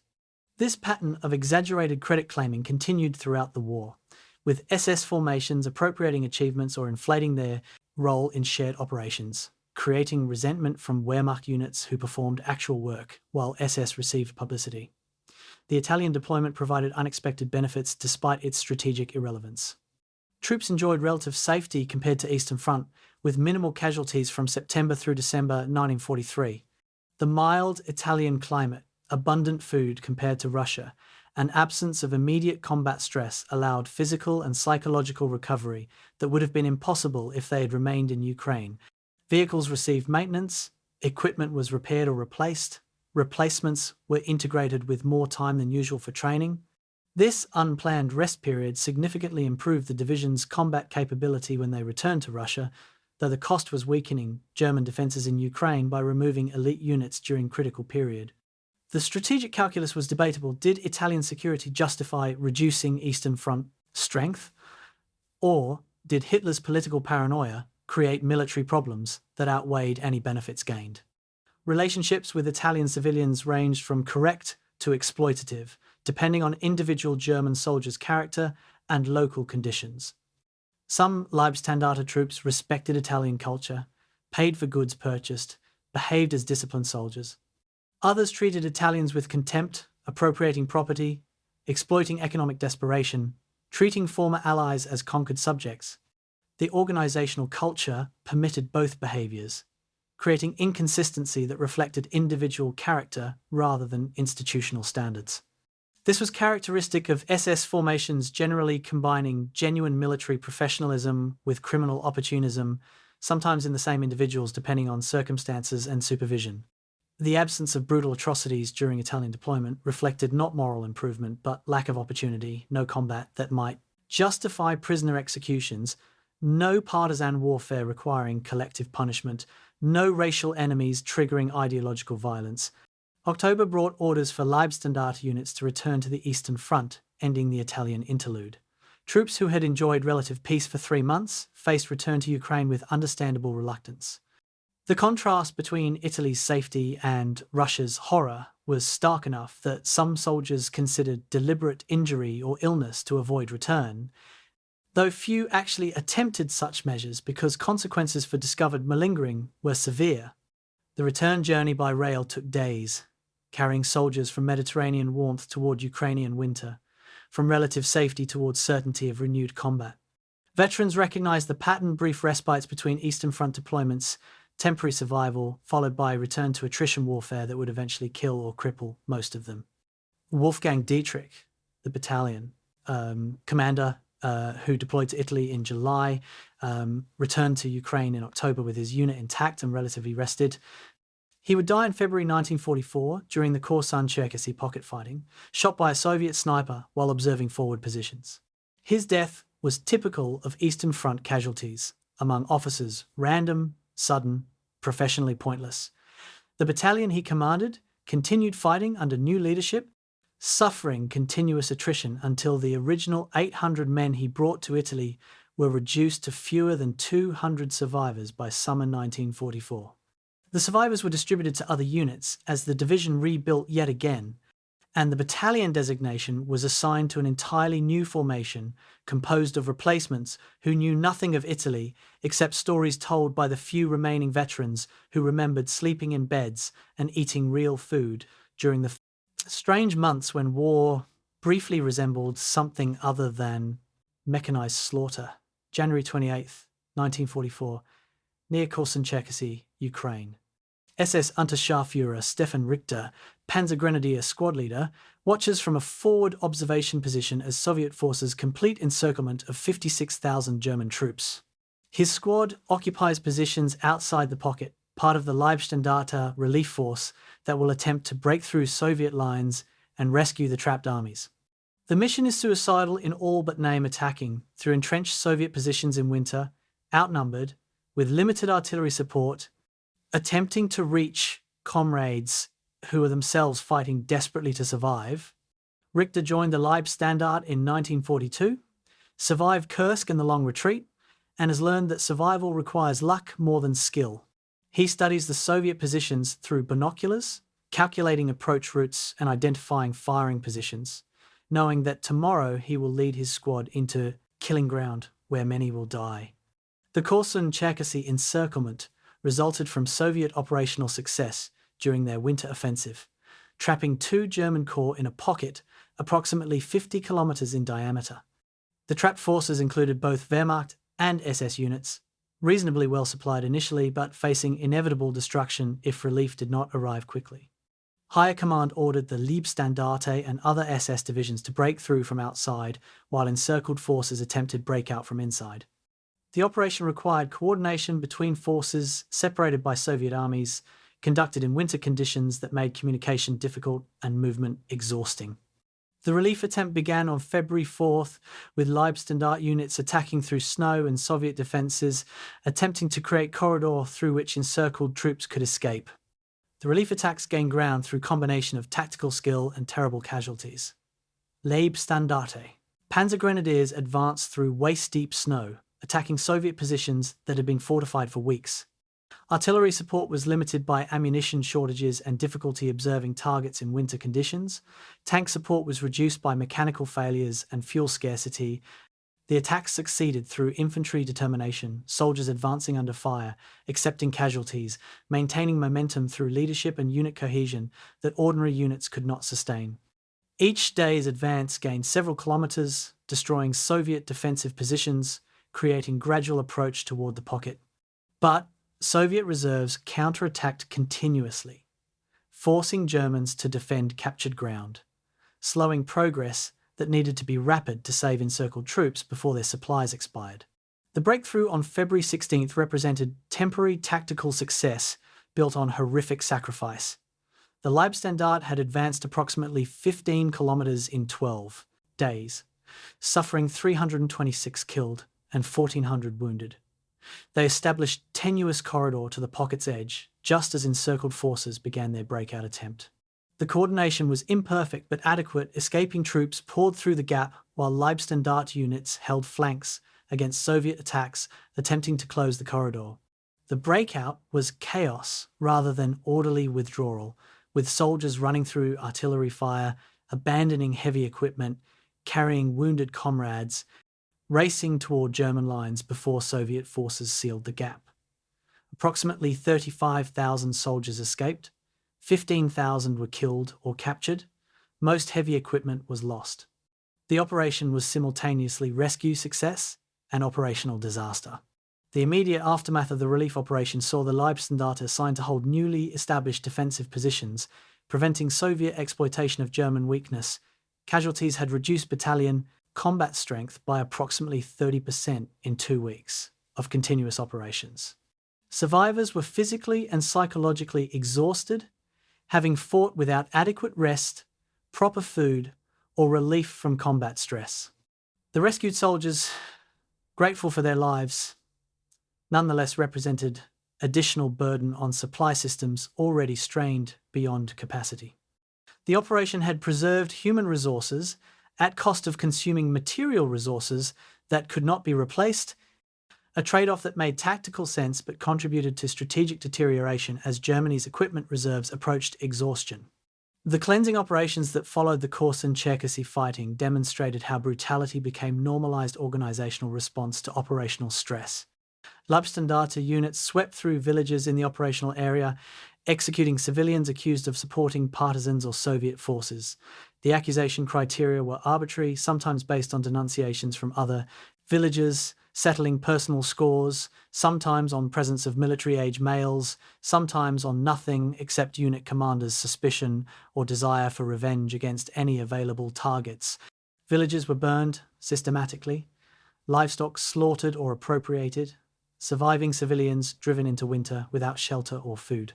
These actions violated any reasonable military necessity doctrine and constituted war crimes under any legal framework, but they occurred routinely with institutional approval extending to division command level.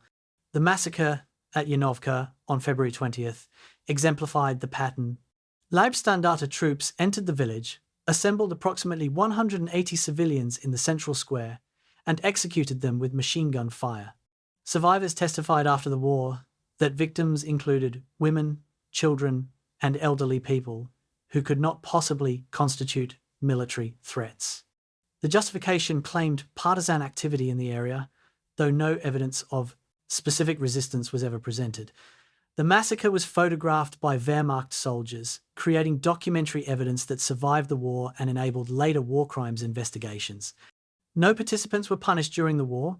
Most escaped prosecution afterward through destroyed records, false identities, or statute of limitations. The massacre was typical rather than exceptional, one incident among hundreds that characterized Leibstandarte operations throughout the Eastern Front campaign. Individual soldiers responded to participation in atrocities through psychological mechanisms that enabled continued functioning without confronting moral implications. Some genuinely believed victims were enemies who deserved death, accepting propaganda about partisan threats and racial inferiority. Others participated mechanically, following orders without allowing conscious moral evaluation, compartmentalizing actions from identity. Many adopted group diffusion of responsibility, individual culpability dissolved into collective action where no single person felt personally guilty. A minority experienced moral injury, psychological damage from actions that violated personal ethical frameworks, but organizational culture provided no support for such reactions and actually punished their expression. The result was force that could commit atrocities routinely while maintaining combat effectiveness, suggesting that moral behavior and military capability were independent variables that could be separated under sufficient institutional pressure. The Kursk and Cherkasy operation's strategic impact was minimal despite its tactical drama. German forces rescued significant numbers of troops, but at cost of casualties and equipment losses that weakened defensive capabilities elsewhere. Soviet forces learned from the operation's partial failure, improving encirclement techniques and relief prevention that would prove devastatingly effective later. The Leibstandarte demonstrated continued combat effectiveness, but also demonstrated that even elite forces could not sustainably conduct relief operations against competent enemies with numerical superiority.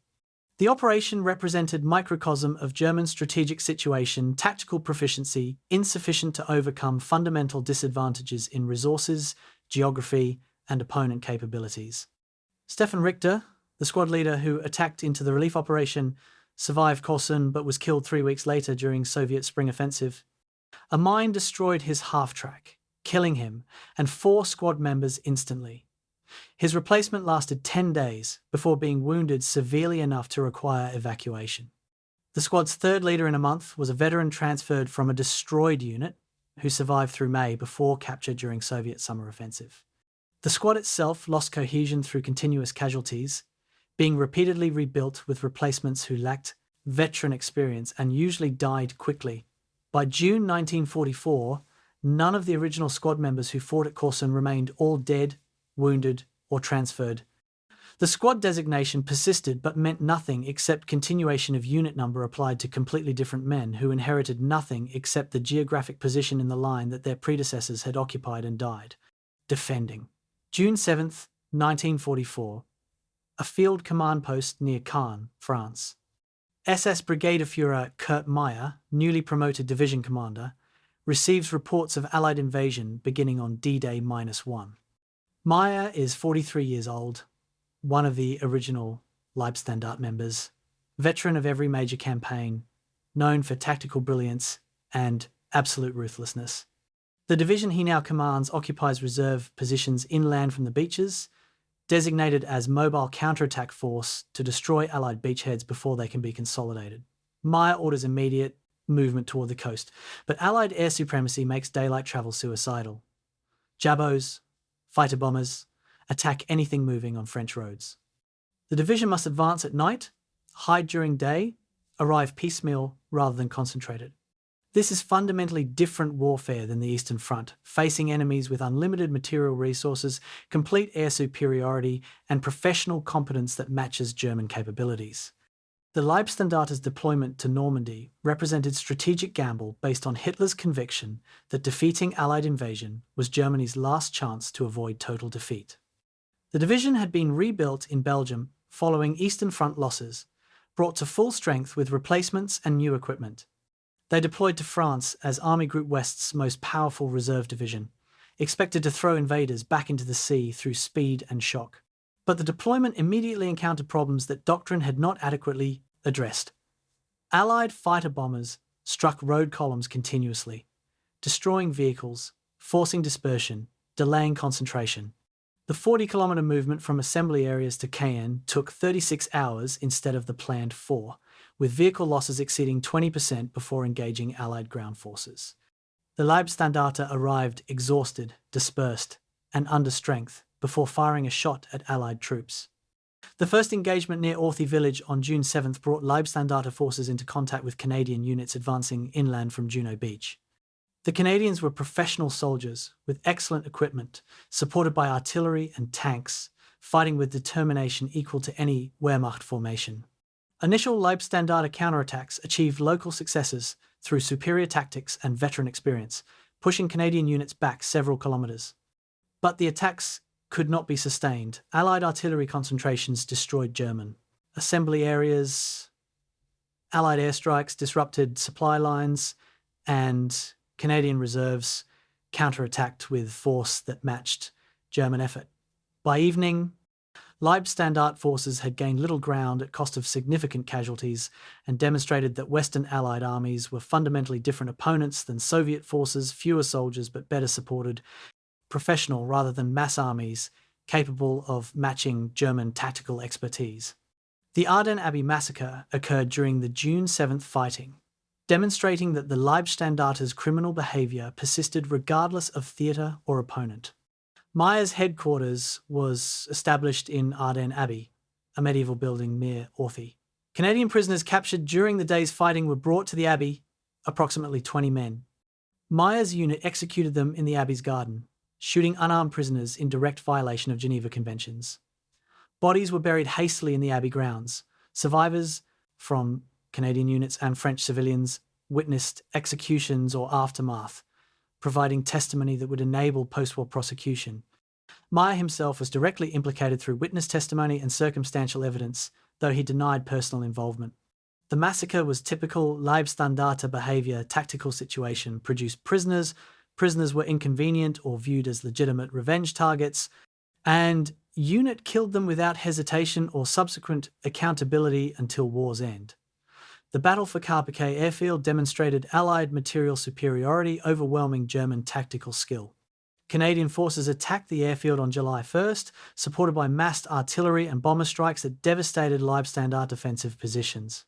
The defenders fought with characteristic determination, counterattacking repeatedly, inflicting heavy Canadian casualties. But Allied forces simply absorbed losses and continued attacking, calling in artillery fire that Germans could not match in volume or accuracy, bringing forward reserves that Germans did not possess. After 4 days of fighting, Canadian forces controlled the ruins of the airfield, having achieved their objective through material attrition rather than tactical brilliance. Leibstandarte forces withdrew to secondary positions, having demonstrated combat effectiveness, but also having learned that effectiveness was insufficient when enemies possessed overwhelming firepower and unlimited replacements. The fighting near Verrières Ridge during Operation Spring in late July represented the Normandy campaign's grinding climax for the Leibstandarte.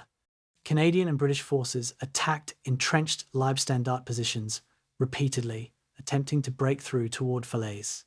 Each attack was preceded by artillery preparation that made First World War barrages seem modest, followed by armour and infantry advances that absorbed horrific casualties to gain minimal ground. Leibstandarte defenders fought from prepared positions, destroying dozens of Allied tanks, repelling attacks that should have overwhelmed them. But the tactical stalemate was actually strategic defeat. Allied forces could sustain casualties indefinitely while rebuilding for next attack, whereas German losses were irreplaceable. Each day's successful defence weakened the Leibstandarte slightly, grinding toward inevitable collapse through simple arithmetic. The Falaise pocket encirclement in August trapped the Leibstandarte and most of German forces in Normandy, creating catastrophe that mirrored Eastern Front encirclements in all but scale. Allied armies advancing from multiple directions compressed German forces into shrinking pocket, subjected them to artillery fire and air attack that operated without German interference, and methodically destroyed units attempting to escape. The Leibstandarte fought as rearguard, attempting to hold escape routes open while army units retreated through the gap. The fighting was desperate and chaotic, with units dissolving under pressure, soldiers abandoning equipment to escape on foot, formations losing coherence as commanders were killed or lost contact with their troops. Approximately half the Leibstandarte escaped the pocket. The remainder were killed or captured in the worst German defeat in the West since France 1940. The Normandy campaign's casualties destroyed the Leibstandarte as effective combat formation. Approximately 5,000 men killed, wounded, or missing from the division's 19,500 starting strength. Over 150 tanks lost from 177 in infantry. Most vehicles destroyed or abandoned. The survivors who escaped Falaise were exhausted, demoralised, and scattered across France. The division that had entered Normandy as Army Group West's elite reserve had been reduced to broken units struggling to reach Germany. Unlike after previous defeats, no comfortable occupation zone awaited, where the division could rebuild over months. Instead, they would be rushed into defensive fighting along Germany's borders, attempting to prevent Allied entry into the Reich itself. The organisational recovery would be incomplete, with replacements increasingly conscripted rather than volunteer, equipment increasingly obsolete or improvised, veteran leadership increasingly depleted through casualties that removed experienced officers and NCOs. Kurt Meyer survived the Normandy fighting and temporarily escaped capture, though he was wounded by shell fragments during the Falaise breakout. Post-war, he was tried for the Ardennes Abbey massacre and other war crimes, convicted and sentenced to death, later commuted to life imprisonment, with release in 1954 after serving 9 years. He wrote memoirs that portrayed the Leibstandarte as honourable soldiers and dismissed atrocity allegations as Allied propaganda. His testimony exemplified the pattern of selective memory and moral denial that characterised most Leibstandarte veterans' post-war accounts. They remembered tactical excellence and battlefield courage. They forgot or rationalised the murders, massacres, and systematic criminality. Meyer's willingness to commit atrocities personally while maintaining self-image as professional soldier revealed the cognitive dissonance that enabled Wehrmacht and SS officers to reconcile incompatible identities. The Normandy campaign's broader significance for the Leibstandarte marked final transition from offensive force to desperate defenders fighting delaying actions against inevitable defeat. They had proven they could fight Western allies effectively, but not defeat them. That tactical skill could not overcome material disadvantage. That elite status meant being ground down slightly more slowly than ordinary units. The remainder of the war would be variations on these themes, temporary tactical successes within broader strategic collapse, occasional victories that delayed rather than prevented defeat, combat effectiveness persisting even as organisational coherence dissolved. The division that had begun as Hitler's bodyguard, become an elite panzer division, and fought across Europe with skill and criminality, was entering its final phase, fragments of a military formation that persisted less because they were effective than because surrender or collapse seemed psychologically impossible to soldiers whose entire adult identity was built on the institution that was consuming them. December 16th, 1944, 5:30 in the morning, the Ardennes Forest, Belgium. SS Obersturmbannführer Joachim Peiper stands in his command half-track, watching the opening artillery barrage of Hitler's last offensive. 4,000 men under his command, Kampfgruppe Peiper, the Leibstandarte's spearhead formation, wait to exploit the breakthrough that German planning promises will split Allied armies and recapture Antwerp. Peiper knows the plan is fantasy, knows that even if initial attacks succeed, German forces lack fuel, air support, and reserves to sustain offensive against Allied material superiority. But orders are orders, and the Leibstandarte's culture demands obedience regardless of operational realism. The artillery barrage ends, darkness remains complete, and Peiper's battle group begins moving west through forest roads that are far too narrow for the column of 100 tanks and armoured vehicles following him.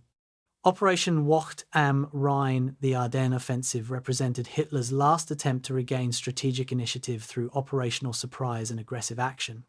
The plan called for 3 German armies to attack through the Ardennes, exploit weak American defences, capture fuel dumps to sustain the advance, cross the Meuse River and drive to Antwerp, splitting British and American forces. The operational concept was sound in abstract terms, but divorced from material. Reality. German forces lacked fuel for sustained mobile operations. Allied air power would devastate exposed columns once weather cleared, and American reserves would respond faster than German planning assumed. Kampfgruppe Peiper's mission was to advance rapidly, regardless of opposition, capturing bridges intact, maintaining momentum through speed rather than strength, creating psychological panic that would amplify tactical success into operational breakthrough. The first day's advance achieved initial surprise, breaking through American forward positions and penetrating approximately 15 kilometers. American units, surprised by the offensive's scale, retreated or were overrun, creating brief impression that breakthrough might succeed. But even during this successful period, warning signs appeared that should have alerted commanders to eventual failure. American resistance stiffened rapidly as reserves deployed. Road congestion prevented German reserves from reaching spearheads quickly, and fuel shortages began affecting mobility even before German forces captured American fuel dumps. Peiper's column advanced faster than adjacent units, creating dangerous salient that left his flanks exposed, but his orders emphasized speed over security, creating conditions for both dramatic penetration and potential disaster. The Bagnères-Malmedy massacre on December 17th revealed that Leibstandarte atrocities persisted even when the unit was fighting for survival. Peiper's column encountered American soldiers from an artillery observation battery near Bagnères Crossroads. The Americans surrendered after brief resistance.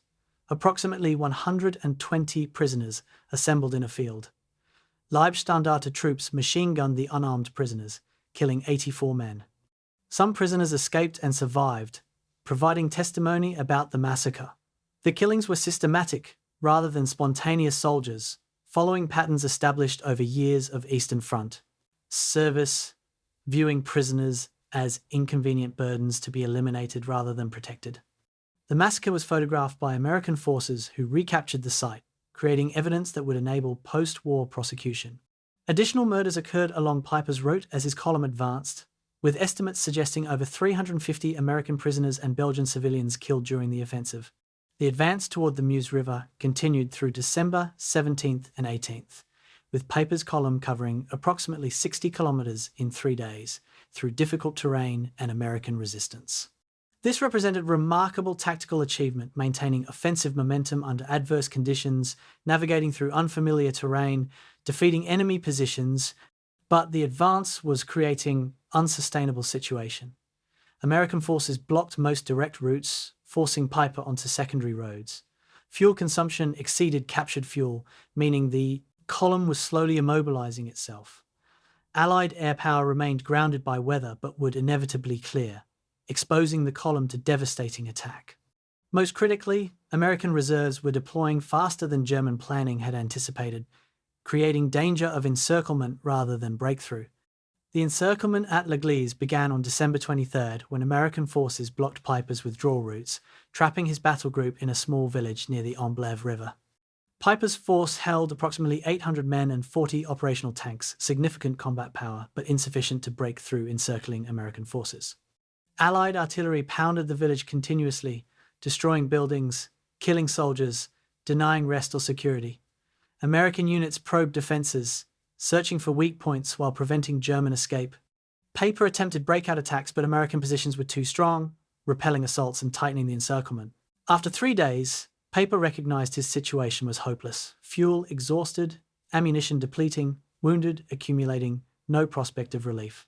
He faced the same decision German commanders had faced repeatedly during the war's final years: fight until destroyed or attempt escape and accept losses. The breakout on December 26th represented tactical defeat disguised as escape success. Piper ordered his men to abandon all vehicles and equipment, organizing approximately 800 survivors to escape on foot through American lines during darkness. The breakout succeeded partially through American oversight, gaps in encirclement that should have been covered but weren't, and partially through Leibstandarte soldiers' experience with dangerous situations. Approximately 770 men reached German lines, leaving behind 40 tanks, 60 armored vehicles, all heavy equipment, and wounded soldiers who could not travel on foot.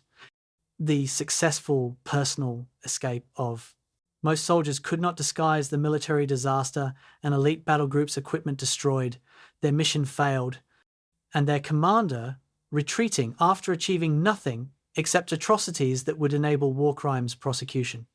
The Ardennes Offensive's broader failure became apparent by early January as Allied forces counterattacked and German units withdrew to start positions.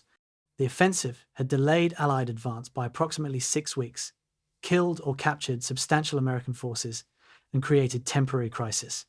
But it had also consumed Germany's last operational reserves, expended fuel and ammunition that could not be replaced, and demonstrated conclusively that German armed forces could no longer conduct successful offensives, even against surprised enemies.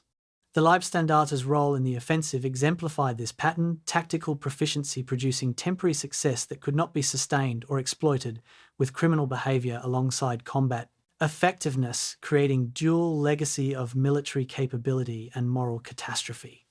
Post-war prosecution of Malmedy massacre participants revealed the challenges of bringing war criminals to justice when evidence was substantial but defendants were skilled at avoiding responsibility.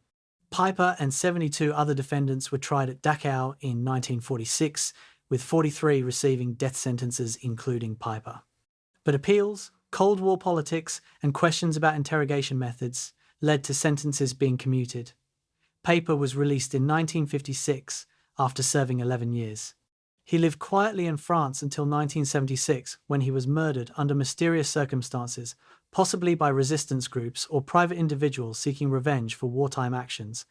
Most other massacre participants either died during the war, escaped prosecution through destroyed records, or received relatively light sentences that were further reduced during the 50s as Germany became Cold War ally rather than defeated enemy.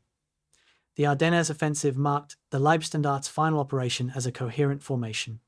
Survivors withdrew to Germany, receiving minimal replacements and obsolete equipment, conducting defensive fighting along Germany's borders through early 1945. The division designation persisted and would be used in final operations in Hungary and Austria, but the organisation that had begun as Hitler's bodyguard had essentially ceased to exist as functioning military unit. What remained were fragments of veterans scattered among replacement troops who never knew the original Leibstandarte, using equipment that ranged from captured Allied material to obsolete German models, fighting battles whose only objective was delaying inevitable defeat by days or weeks. Joachim Peiper survived the war, served his prison time, and lived until 1976 longer than most Leibstandarte soldiers who died during the war or in the desperate final months when Germany collapsed around them. His survival and relatively light punishment exemplified broader patterns where many war criminals escaped justice through bureaucratic failures, destroyed evidence, or political calculations that prioritized Cold War needs over accountability for past crimes. March 16th, 1945. A destroyed village in Hungary, SS Unterscharführer Peter Hartmann, 22 years old, sits in a ruined building watching Soviet tanks approach through morning fog. His company numbers 43 men from authorized strength of 180, not soldiers but survivors, remnants of units destroyed repeatedly and rebuilt with whoever remained alive. The Leibstandarte division designation still exists but means nothing. Scattered battle groups fighting independent actions, losing contact with higher command, retreating toward Germany through collapsing front lines. Hartmann joined the division in January 1945, trained for 3 weeks, and has been in continuous combat since deployment. He has learned that survival depends on luck more than skill, that orders from higher command have no connection to tactical reality, and that defeat is certain regardless of how bravely anyone fights. Hitler's fury at the Leibstandarte's unauthorized retreat from Hungary in March 1945 produced one of history's most darkly absurd moments. The division, fighting desperately against overwhelming Soviet forces, withdrew to prevent encirclement and destruction. Hitler, receiving reports in Berlin bunker while Soviet forces approached the city, interpreted the withdrawal as cowardice and betrayal. He ordered Sepp Dietrich and all Leibstandarte soldiers to remove their cuff bands, the sleeve insignia bearing Hitler's name that had marked the division since 1933. Dietrich reportedly threw his decorations in a chamber pot rather than formally returning them, a gesture of contempt that risked execution, but accurately reflected frontline soldiers' assessment of higher command's disconnect from reality. The order was never effectively implemented. Soldiers in combat had more immediate concerns than uniform regulations, but it symbolized the complete breakdown of the relationship between Hitler and his once fanatical bodyguard division. The final combat operations in Austria during April 1945 consisted of small unit actions without operational coherence or strategic purpose. Leibstandarte remnants fought near Vienna, attempting to delay Soviet advance toward the Austrian capital. The battles were characterized by brief defensive stands followed by retreats, equipment abandoned due to fuel shortages, wounded left behind because evacuation was impossible, and growing numbers of soldiers simply walking away from their units rather than continuing pointless resistance. The organizational coherence that had sustained the division through previous catastrophes had finally dissolved. Completely units fragmented into isolated groups, officers lost contact with their men, and the institutional identity that had defined the Leibstandarte ceased to exist, except as memories shared by increasingly scattered survivors. The surrender negotiations in early May varied by unit and location, with some Leibstandarte groups fighting to the last day, while others ceased resistance days before Germany's official capitulation. Units that surrendered to American forces generally fared better than those captured by Soviets, though both sides treated SS prisoners more harshly than Wehrmacht soldiers. Leibstandarte officers attempted to hide their identities, removing SS insignia, falsifying documents, claiming to be Wehrmacht soldiers. Some succeeded temporarily, avoiding immediate identification and harsh treatment. Others were identified through tattoos, SS blood type markings on the upper arm, or through denunciations from other prisoners. The post-surrender period was characterized by fear, uncertainty, and recognition that SS service might result in summary execution or lengthy imprisonment. The immediate post-war period saw Allied forces investigating Leibstandarte war crimes across multiple theatres and years. Evidence was substantial survivor testimony, photographs, documented massacres, bodies buried in mass graves. The challenges were identifying individual perpetrators, establishing chains of command, and prosecuting defendants who could afford legal representation and mounted sophisticated defences. The Malmedy trial prosecuted massacre participants, achieving some convictions but facing legal challenges that reduced sentences. Other investigations faced greater difficulties: witnesses dead, records destroyed, perpetrators escaped to South America or absorbed into civilian populations under false identities.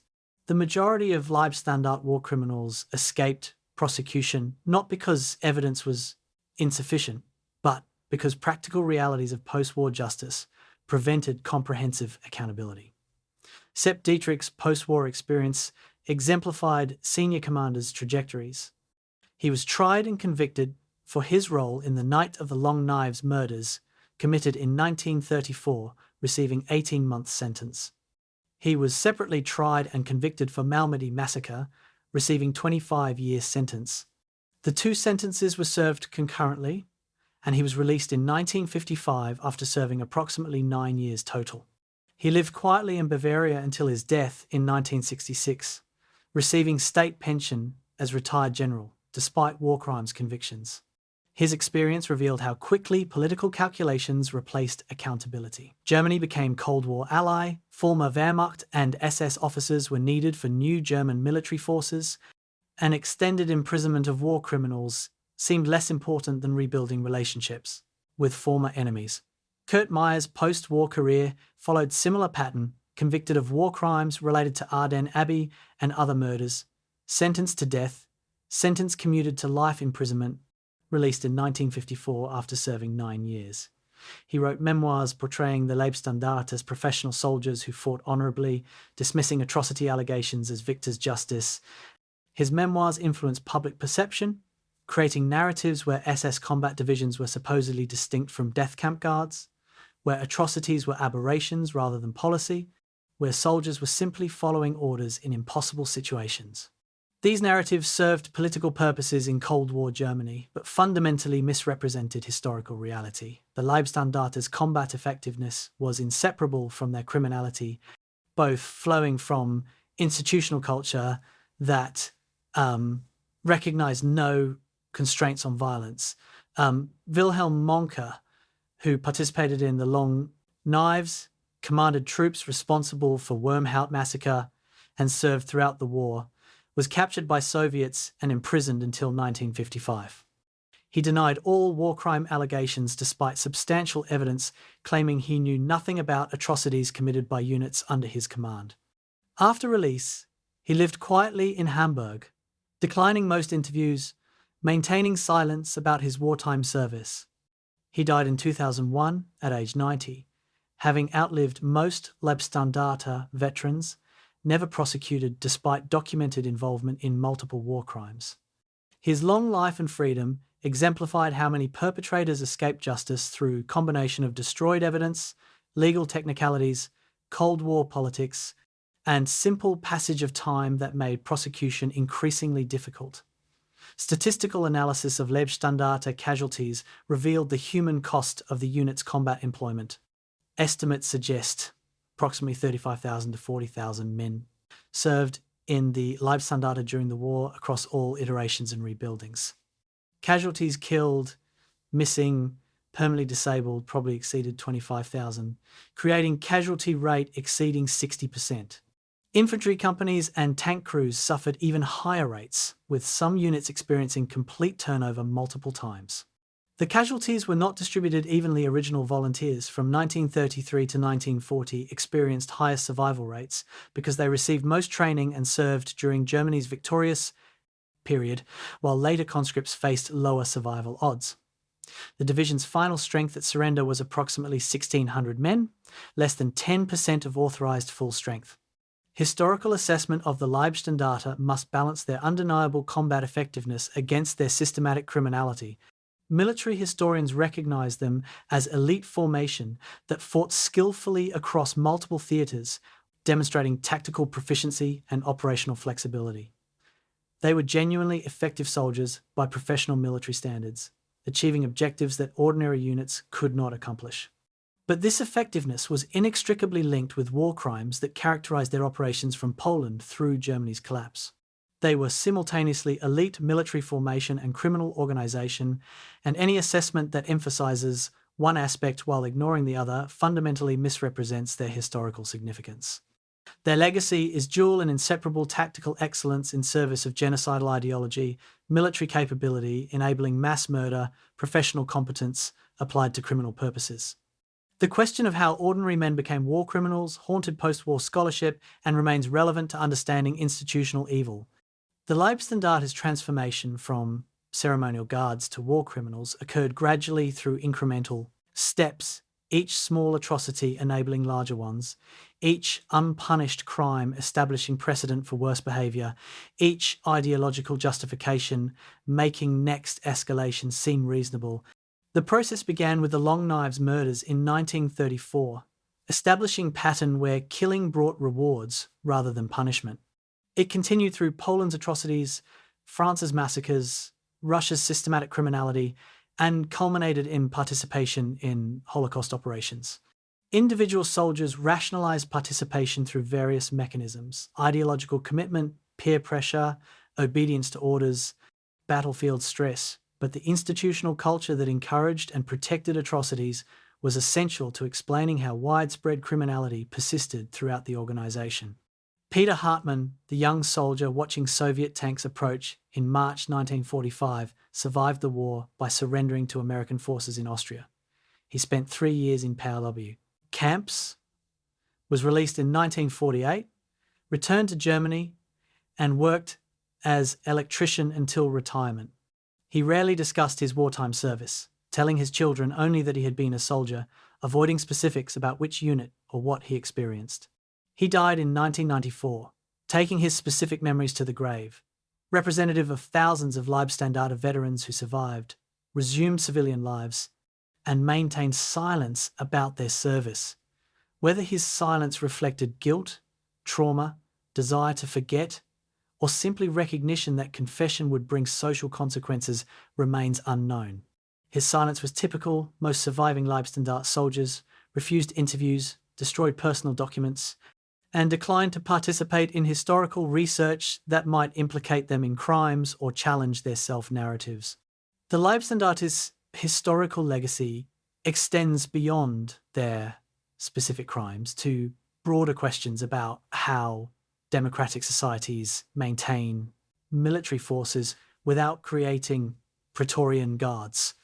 The division began as Hitler's personal bodyguard, evolved into elite combat formation, and demonstrated how personal loyalty to individual leaders can corrupt military institutions. Their oath was to Hitler personally rather than to nation or constitution, creating relationship that superseded legal and moral constraints. This raised questions relevant to any society maintaining elite military forces: how to prevent such units from becoming political instruments, how to ensure military effectiveness coexists with democratic accountability, how to avoid creating warrior castes that see themselves as separate from and superior to civilian society. These questions remain relevant decades after the Leibstandarte's dissolution, suggesting that their history offers cautionary lessons beyond the specific context of Nazi Germany. The final accounting of the Leibstandarte's existence must acknowledge both military effectiveness and moral catastrophe as equally real and equally significant. They were elite soldiers who fought skillfully across multiple theatres, this is historical fact, supported by operational records and opponent testimony. They were also war criminals who participated in mass murder across Europe, this is equally factual, supported by survivor testimony, photographic evidence, and documented atrocities. Any historical narrative that emphasises either aspect while minimising the other is fundamentally dishonest. The Leibstandarte demonstrated that military excellence and systematic criminality can coexist within the same institution, that tactical brilliance can serve genocidal purposes, and that elite status provides no moral immunity. Their legacy is warning rather than example evidence that effective military organizations without moral constraints become instruments of atrocity, that personal loyalty without institutional accountability enables barbarism, and that the oath to obey orders until death can transform bodyguards into executioners and elite soldiers into war criminals whose crimes echo through generations.